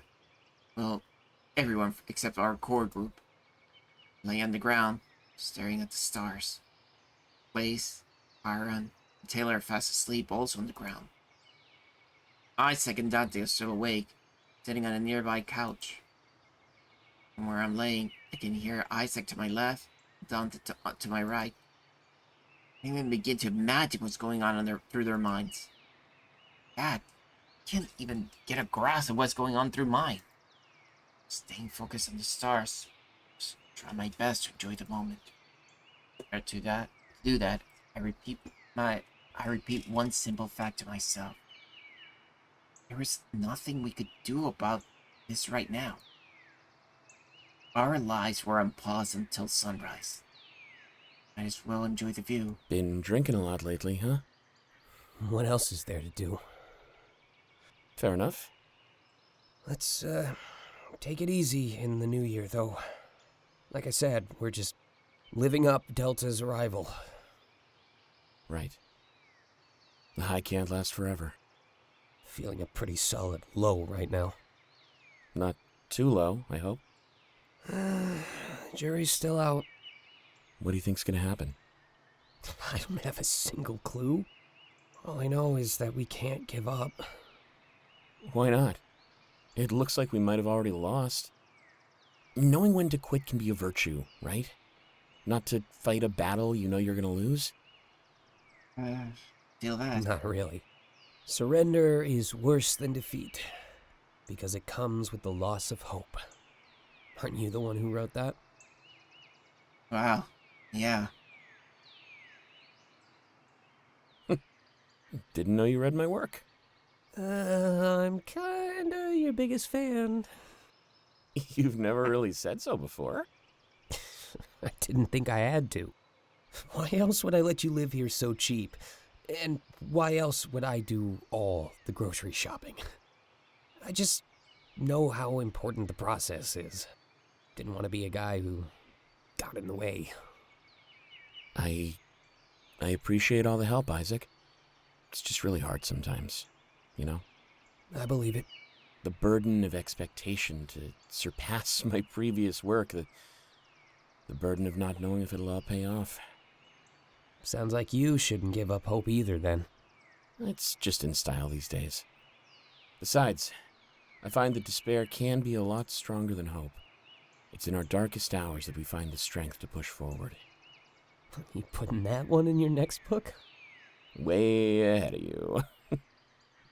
Interesting message to send the people, telling them that it's okay to give up. I'd say that's what makes us people. Hope is a pretty fickle thing, you know? So hard to find, yet so easy to lose. Why bet everything you've got on something so fragile? Well, it's better than the alternative. What's the alternative? I don't know. And that's the scary part. I'm not even capable of considering failure an option. I think that's what I'd call hope. I'd just call that stubborn. Well, you can't change the world if you aren't a little stubborn. Both laugh. And a serious atmosphere returns. I slowly but surely drift into slumber as they continue talking. Do you think I'm a good person, Dante? Of course. I keep telling myself that. I'm just hoping I believe it one day. Hey, I believe it.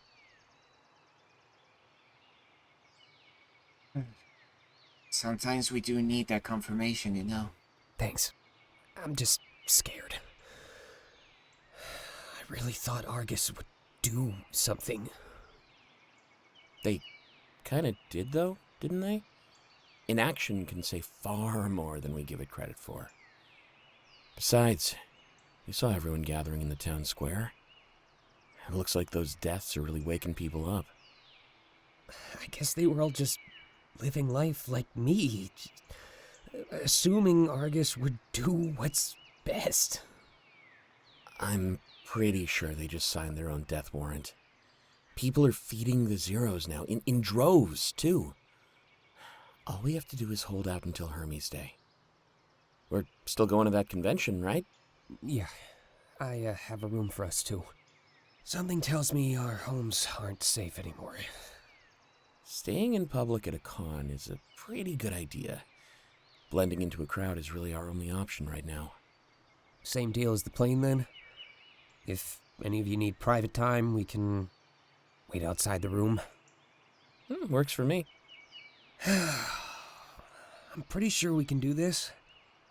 If Cypher wins, then there'll be tons of zeros in the system. We won't be the only targets anymore. Not by a long shot. Yeah, there'd probably be too many targets to take care of. I think that's what Cypher is trying to do. A lot harder to fend off a storm than a single raindrop. Good metaphor, man. I would have gone for a bursting dam, personally. Really? Yeah, a lot more dramatic. I'll take your word for it. Silence. You know, I think you're the smartest guy I've ever met.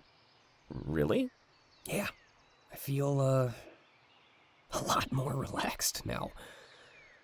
You're probably the only person who could have done that. Oh, well, they say I have a way with words. It's not just that. It's your conviction, too. You work so hard despite the burdens around you. Well, yeah. Been doing it since I was a kid. What do you mean? Well, it wasn't exactly my choice to live in that library. I would have preferred having a normal family life. Me too, man. Guess it's not just Delta, then. All of us have had to start our lives anew. Sometimes that's the only option. Well... Hmm? Have you, ever thought about giving up? You mean Yeah. once or twice? That library got pretty lonely. Oh, yeah. Personally, I have. What about you? Yeah. I'm not proud of it, though. No need to be ashamed, Isaac. Besides, pride is too powerful to waste on yourself. It's meant to be shared and enrich the lives of others. Kind of like how you're proud of me. Like you said, you do let me live here for next to nothing, and you take on a lot of tasks so I can focus on work. You wouldn't do that if you didn't think I was special. You must take pride in the things I'm making. Of course. I feel like you could change the world with your words. Or nothing. For a few more moments. Don't worry, Isaac. I'm proud of you too. Those words seem to strike a chord with Isaac as he speaks on the verge of tears. Thanks. Dante. You all good? Yeah. Just feels nice to hear someone say it. Yeah, it does. As in their conversation, only silence remains. I've never heard the two of them talk on their own like that before. Real, true bond. They really were the best friends. I lie still, staring at the stars. Hard to fall asleep, as fear still curses through me. Zero's dying, an agent on our trail, and the Hermes demands. There's a lot happening at all at once. Yet, all of it was intricately tied to our fate. Moments like this make me hate that I've never had a vision. Having something to cling onto would be so helpful. Right now, even the concept of a tomorrow eludes me. There's too much in the air to even think about what could happen next. Because what we learned tonight is that everything can change in an instant. Close my eyes. Can't get that picture out of my head. Bodies of the town square. A child, not an orphan. None of them did anything to deserve this. It's awful. Close my eyes even tighter, trying to forget what I saw. There's one thing I can't get my mind of. Blue and yellow security tape, marking it like a crime scene. Yeah, just like a crime scene. But that's not too far from the truth. It really did feel like a crime was committed tonight. And this crime rested solely on the shoulders of Argus.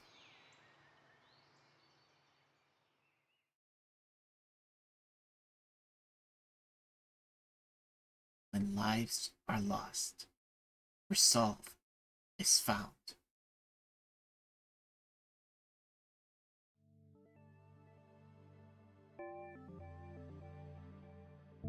Wait.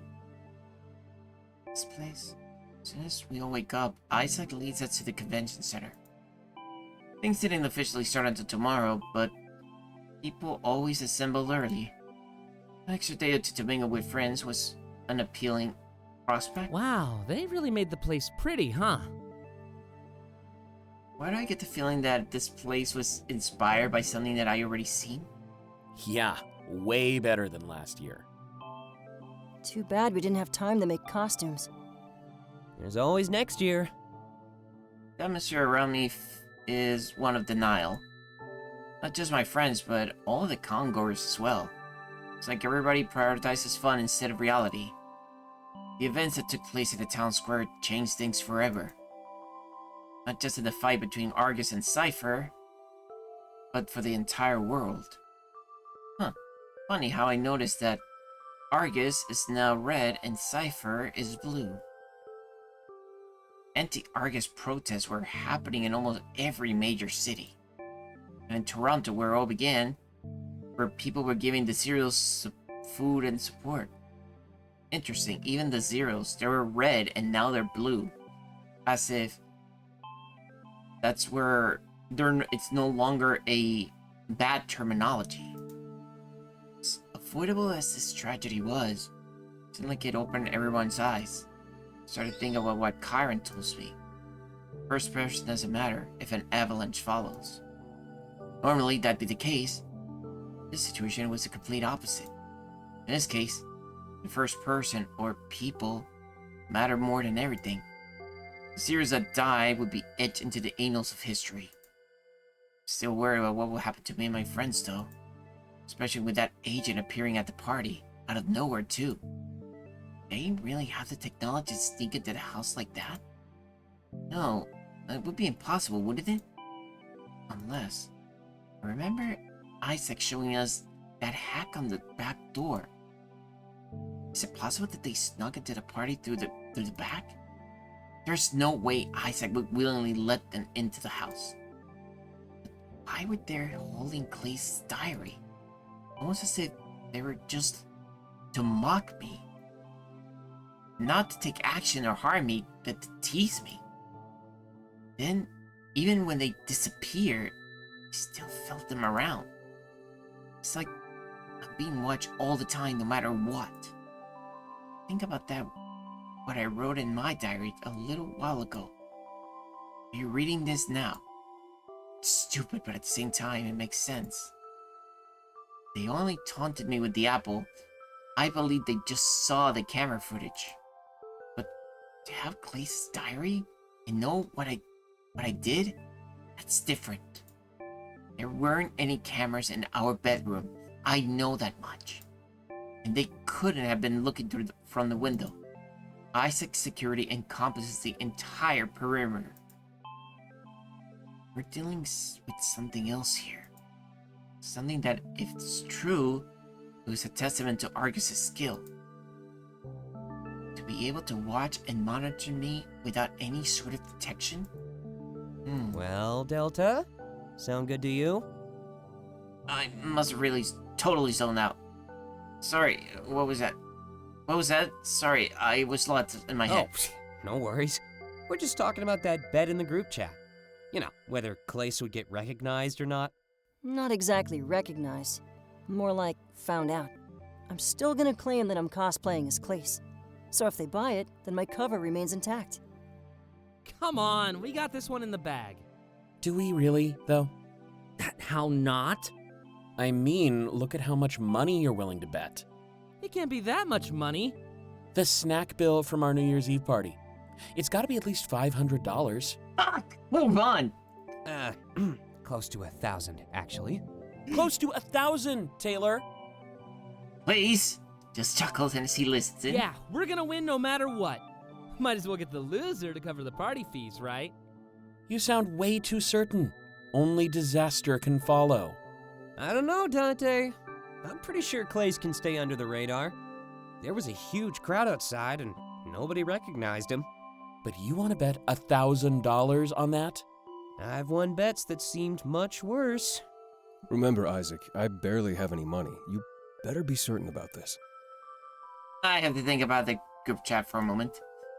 The wager is clearly taking up more space in their head than mine. It's pretty simple if I recall correctly.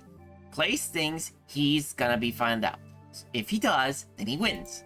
If he doesn't, then we win. Meaning, we had to pay the snack bill. Well, Delta? I started thinking about the situation, especially since I saw Clay's diary and the card inside of it. Ever since he arrived, his privacy has been his main concern. He stands to gain a lot by remaining undercover. But if we think otherwise, I think this will likely play out in our favor. Start to wonder if that's part of his plan. If he offered us to treat us, Isaac would probably say no. But if he lost the bet, fair and square, then we'd have to. Is he really trying to help us get under the guise of a contest? Taylor's right, we got this in the bag. Knew I could count on you, Delta. Always the voice of reason. I'm not too worried either. I'm just trusting Isaac here. He has yet to let me down. Then you won't mind if I take Clace's side? Betrayal? Betrayal.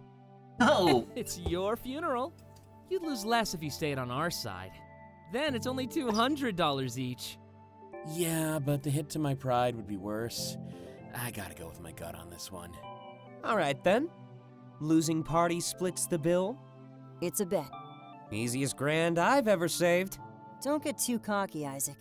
It's not cocky if I know I'm gonna win. He smirks and starts walking away.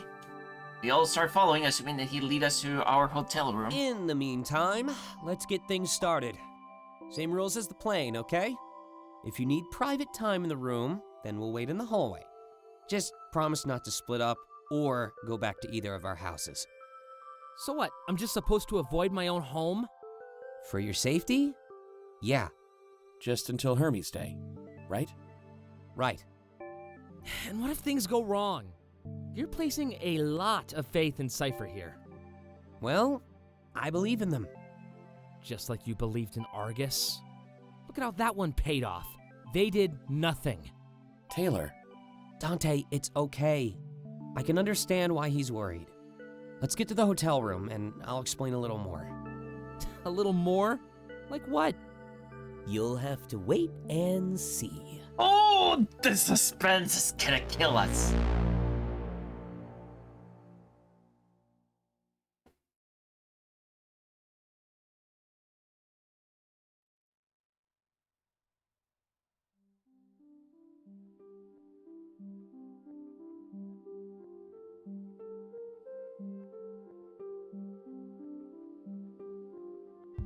Isaac leads us all into the hotel room, and the view astounds me.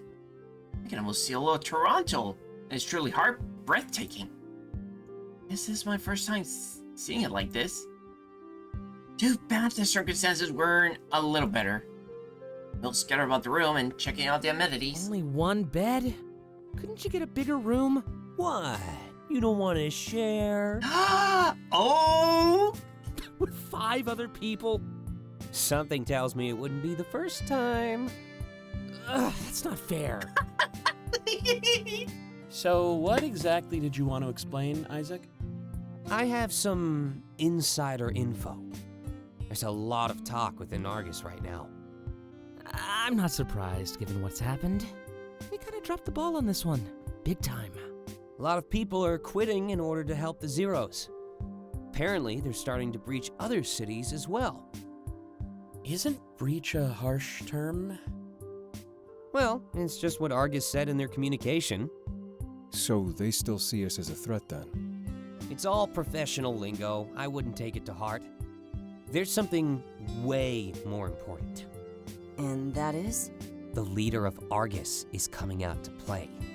Seriously? Seriously. In the town square on Hermes Day. I guess they want to be present for the revolution. And Hermes can still pull this off. right in front of the enemy? Yeah, that's a fair point. Security will be over the top. Oh, it definitely will be. In the town square, at least. But I don't think that's where Cypher is planning to act. You mean it's just a distraction? I can't say. How long have you known this exactly? Just a few days. Everyone in Argus was notified. That must have been what my counter was so shocked about. He definitely received an important phone call that day. So, I guess everything is lined up then. Survive for just a few more days and it's all over. If you stick by my side, it'll be easy. You keep saying that, but it certainly doesn't help my paranoia. Isaac rubs the back of his head, clearly nervous. Well, this is where I have to come clean. There's, something I've been hiding from all of you. Oh. Really? Yeah, and I'm not really proud of it. But we're at the finish line, so I have to come clean. I work for Cypher.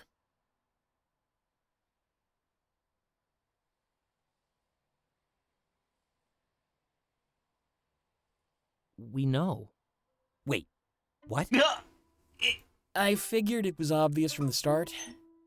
I just thought it was one of those things we weren't talking about. Who else would have helped me like you did?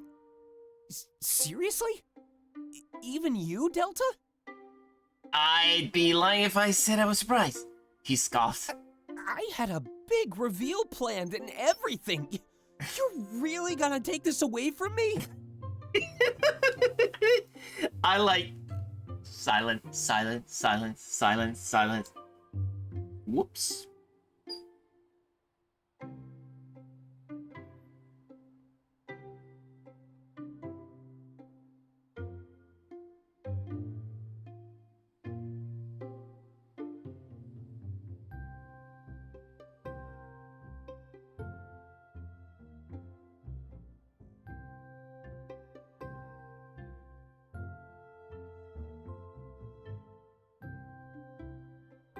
Well, we're not taking it away from you. You suck at keeping secrets, so it's your fault. How did you know? Well, nobody in the world knows who Hermes is, but you keep talking about them like you know them. Using words like his and stuff like that, you definitely know more than you've let on. Then there's all those nights you worked late and those sales you kept quote-unquote losing to illegal modders.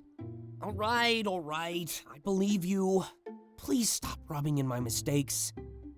It's kind of fun to hear, though. I can delete your identity. And I'm shutting up. That's shutting up. He laughs and the atmosphere in the room immediately relaxes. So, now you know why I've kept saying it. You're safe by my side because my safety is essential. Essential how? It's not just coincidence that my interview is on the 5th. When everyone's eyes will be on the town square. You mean the distraction? I can't say any more than that. Just trust me. Please, stick by my side and you'll be safe. If you stray away right now, things could go south. But that's also why I can't tell you all the details. You're free to walk away as long as you know nothing more.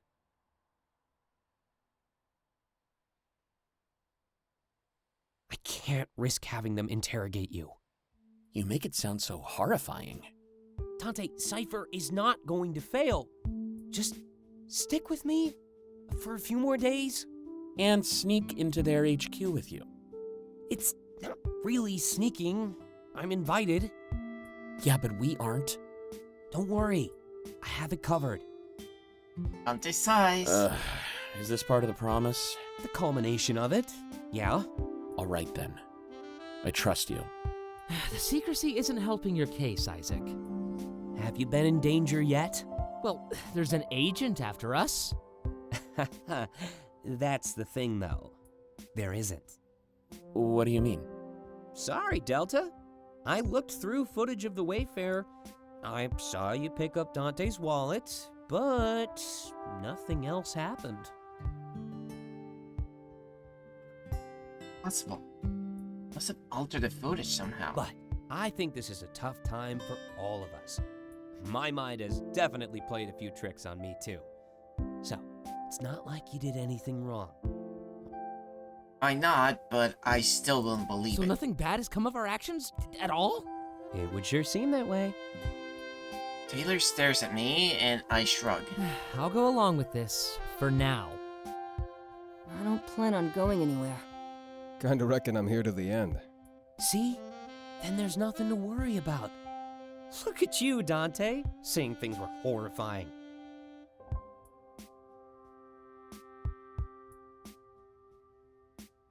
Trust me, one day, you'll wish you could come back and relive this. Come back and relive this? Oh yeah, the few weeks where I'm terrified for my safety. The nostalgia is really laid on thick here. Nostalgia. Can we just have fun for the next few days then? I've got a panel to run, and I've got a lot to prepare. Yeah, as long as we stick close to one another. That means we'll be at your panel, so don't disappoint us. Always with the pressure. I guess Isaac expected his true nature to be a revelation. But you can't keep anything from your best friends, can you? Sometimes they know you even better than you know yourself. I definitely had a lingering suspicion, but it's nice to see it confirmed. A major piece of the puzzle was just locked in place. And like a puzzle, seeing more of the picture made everything easier. I'm baffled about the footage Isaac mentioned though. I was locked in fright, staring right at the agent in the Wayfarer. If that was missing, then the footage must have been doctored. No matter what he says, I still can't guarantee our safety. That we know that he works for Cypher, our danger makes sense. We weren't an outside case like we thought. Isaac worked for the enemy. Is it okay if I have some alone time with Delta? I just want to talk to them for a few minutes. I don't mind. Everybody nods and looks at one another. Sure picked a good time to move, hey Delta? He smirks and they all start to leave the room. Isaac wanted to talk to me alone. Started to feel a bit worried. Just don't take all day, all right? I need to prepare for that panel. You got it, boss. One by one, they exit the room, leaving us alone. Look at Isaac and gulp. What's going on? Don't worry, Delta. It's nothing bad. You're just the one I trust the most. I'll be relieved at his reassurance. I still feel bad for tricking everyone else. Tricky. Look, I've been playing a careful game for a while now. What to say, when to say it, fun stuff like that. It was clear that I had to stop holding everything back. He smirks at me. Still got a few cards close to my chest, though. What else could there be? And for Cypher, was it enough? I'm pretty sure I talked to you about this at the party. You know, how you might learn some more stuff. I nod. I guess that time has come. As much as I wish it hadn't. Everything in the town square really changed up my plans. What are those plans exactly? Actually, I can't talk about that right now. You'll have to stay on the same page as everybody else. What do you want to tell me then? I'm trying to figure out how to word it. Right now, everything I say is extra important. I wish there was a way to tell you without telling you. I guess this is my time for some questions then. Did you really look at the footage at the Wayfarer? Yeah. And I saw what I saw. I'm sorry, Delta. I don't know what to tell you. I shrug. Are you sure the footage couldn't have been edited? Quite positive. Even Argus has to stay within the lines. It's their tech, but we still have our rights. I can't imagine they'd edit a minute of footage from some random tavern. The owner doesn't deserve to have their own security tampered with. I guess that makes sense. I bump into someone there, right after I saw the agent. Didn't see that. Again, I'm not sure what to say. I just saw you pick up the wallet and leave. This really doesn't make sense. Tell me about it. Son about the party too. Okay, now that's impossible. I would never let somebody like that into my house. What if they snuck in? How? Didn't you take the security off for the back door? Yeah? They could have snuck in that way then? It still doesn't make any sense. Why crash our party? Well, you work for Cypher. Guess? But their eyes should have been elsewhere. From what I can tell, my misdirection worked fine. Misdirection? That report on the TV at work, I was certain they fell for it.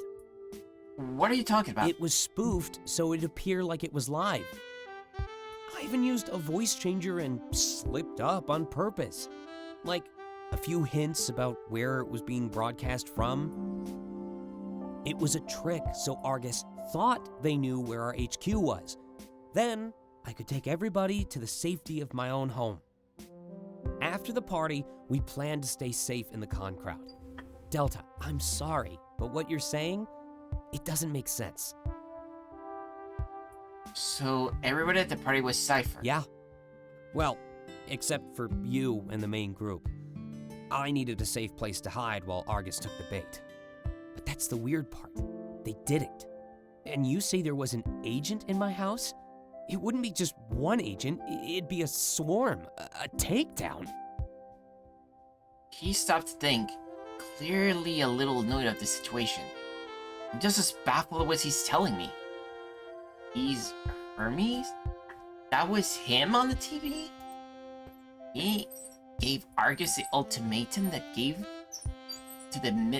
led into the midnight deaths? When I think about it, the more everything starts to make sense. I just seem to know everyone at the party, but never mentioned them before. They only mingled with Isaac, and he was handing off a briefcase to them. He didn't just stumble upon a Cypher's blueprint then. He made it. That means Chiron has been a test run all along. We're even more involved than what I thought we were. It's all been Isaac. Places his hand on my shoulders, and looks right into the eyes. You know what I'm trying to tell you, right? I can trust that this isn't going over your head? I nod. His need for discretion is understandable. A Vulcan admission that he's Hermes could go very wrong very fast. Especially if Argus was listening in. Fear they might be. Good. Remember that pact we made. He removes his hand from my shoulders and smiles. Until the end, right? Until the end. Perfect. Remember, you're safe by my side, and there's only a few more days to go. You've made it this far, Delta. It's time to bring things to an end. Guess I don't really have a say in the matter. I left. He couldn't agree. If I left, he couldn't guarantee my safety. Just like he says, I have been safe at his side. My trust and faith in him continues to be rewarded. There's still a lot to take in, both his hidden identity and the Argus agent. Feels like there's something missing here. One vital piece of the puzzle. Maybe I'm just telling that to myself to make coping easier. Either way, I request some private time. I need a few minutes to think. Sure thing, Delta. I'll just chill with the others in the hallway. I should probably see how they're doing anyway. He smiles and leaves the room almost immediately. I hear chatter commands, but I can't make out any words. It's for the best, though. It's time for me to focus on my own thoughts. Isaac gave me more to think about than he's been giving me before. Gotta give him some credit for acting in front of the group, though. Coming clean as a Cypher agent, but withholding the fact that he's Hermes? I start to wonder why I'm the only one he's trusted with this secret. Is it just because we're dating? Perhaps his feelings are stronger than I thought. Either way, I might be the only person alive who knows his secret. That's why I'm being watched? Because I'm a person of note to Hermes? Can't be. It told me moments ago that they've been watching for a while. It also means that they knew who Hermes was. If they did, they'd probably arrest him. Agent holding that apple is the only part about all of this that makes sense. I understand why they had the knowledge, but only that knowledge. There's no way for them to know about how I read Clay's diary. Not only that, why would it even matter to them? Is it possible that there's more to the story that I know?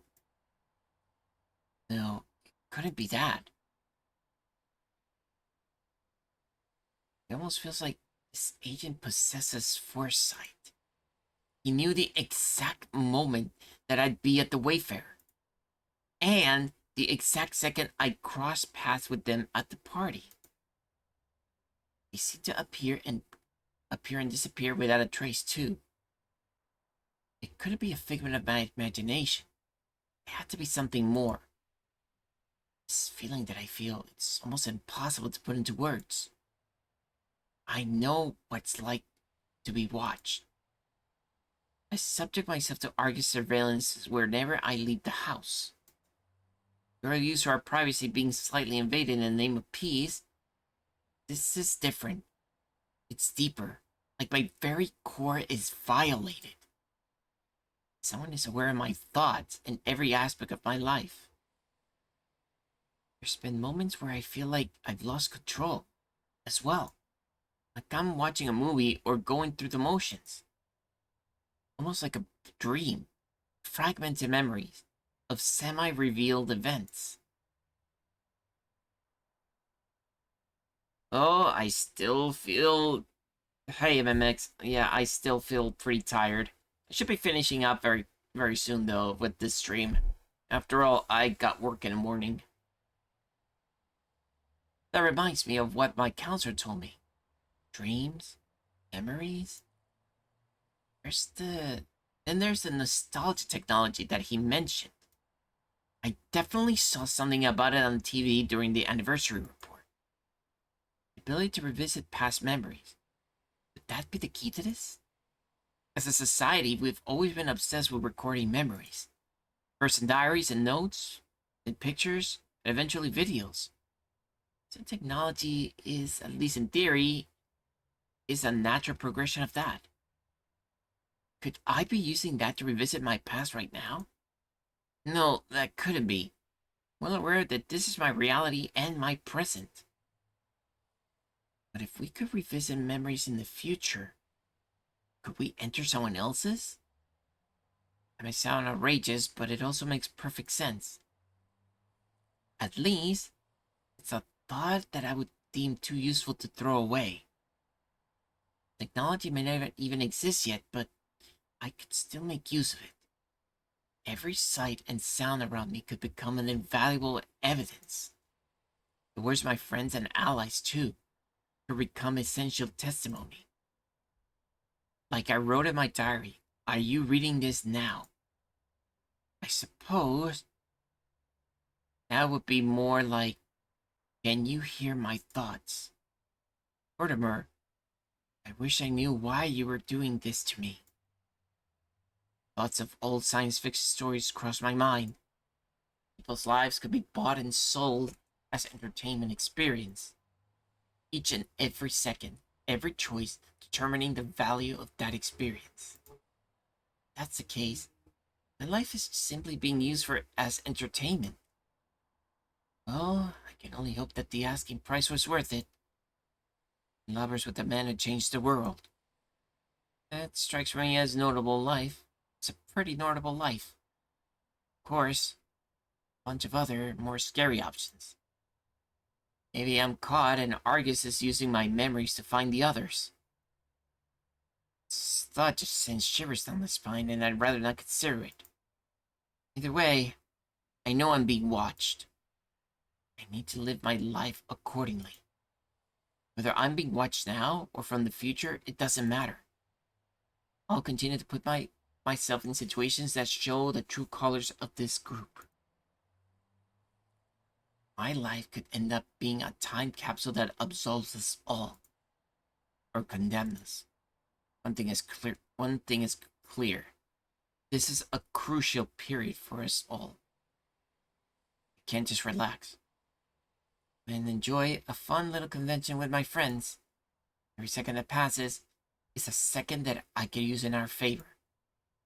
Because whoever's watching us right now, whatever or whenever you are, I want you to know that we're good people.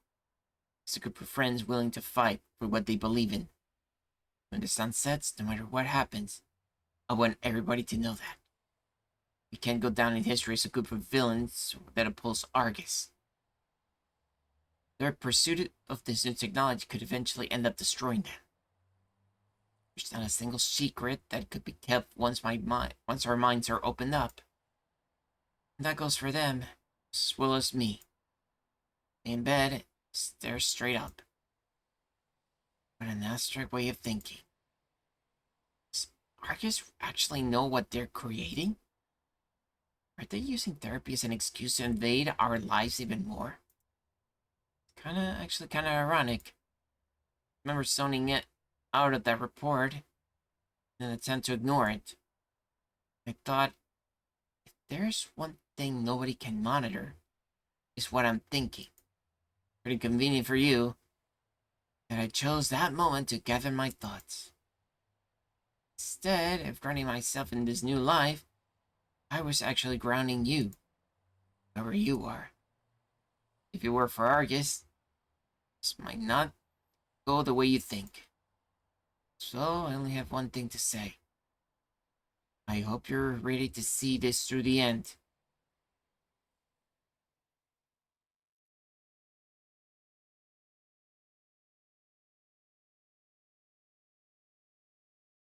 Guerrieres, Part 4, Stronger Than Hope.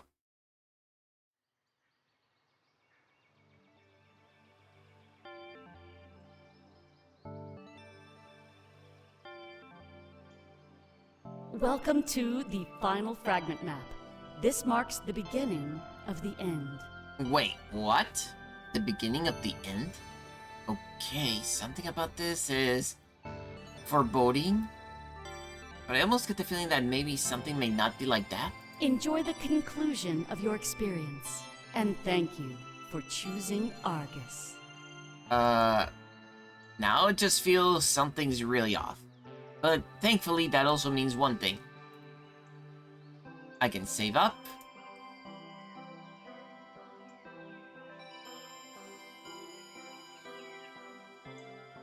And with that, I can finally, end the stream. Because right now, I am definitely hungry, and I'm gonna start passing out very soon. Now, let's see.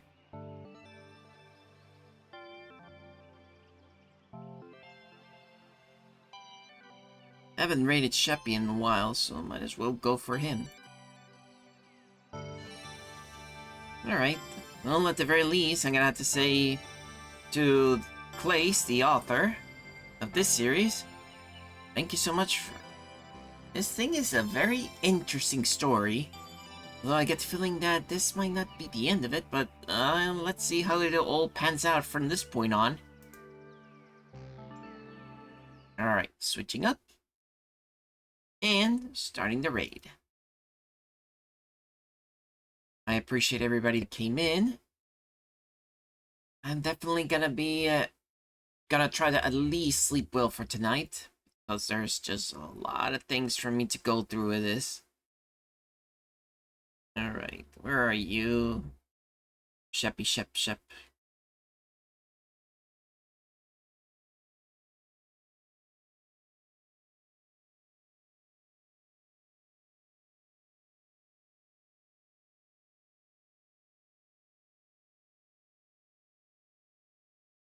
Unless you're already finished, that might be the only thing. Oh, never mind. There he is. Alright. To the very few that are still here, I appreciate all of you coming.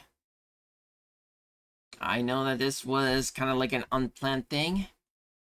But, I mean, I will always make sure that I save the videos here and on, what's it called, on YouTube. I'll release them as soon as possible.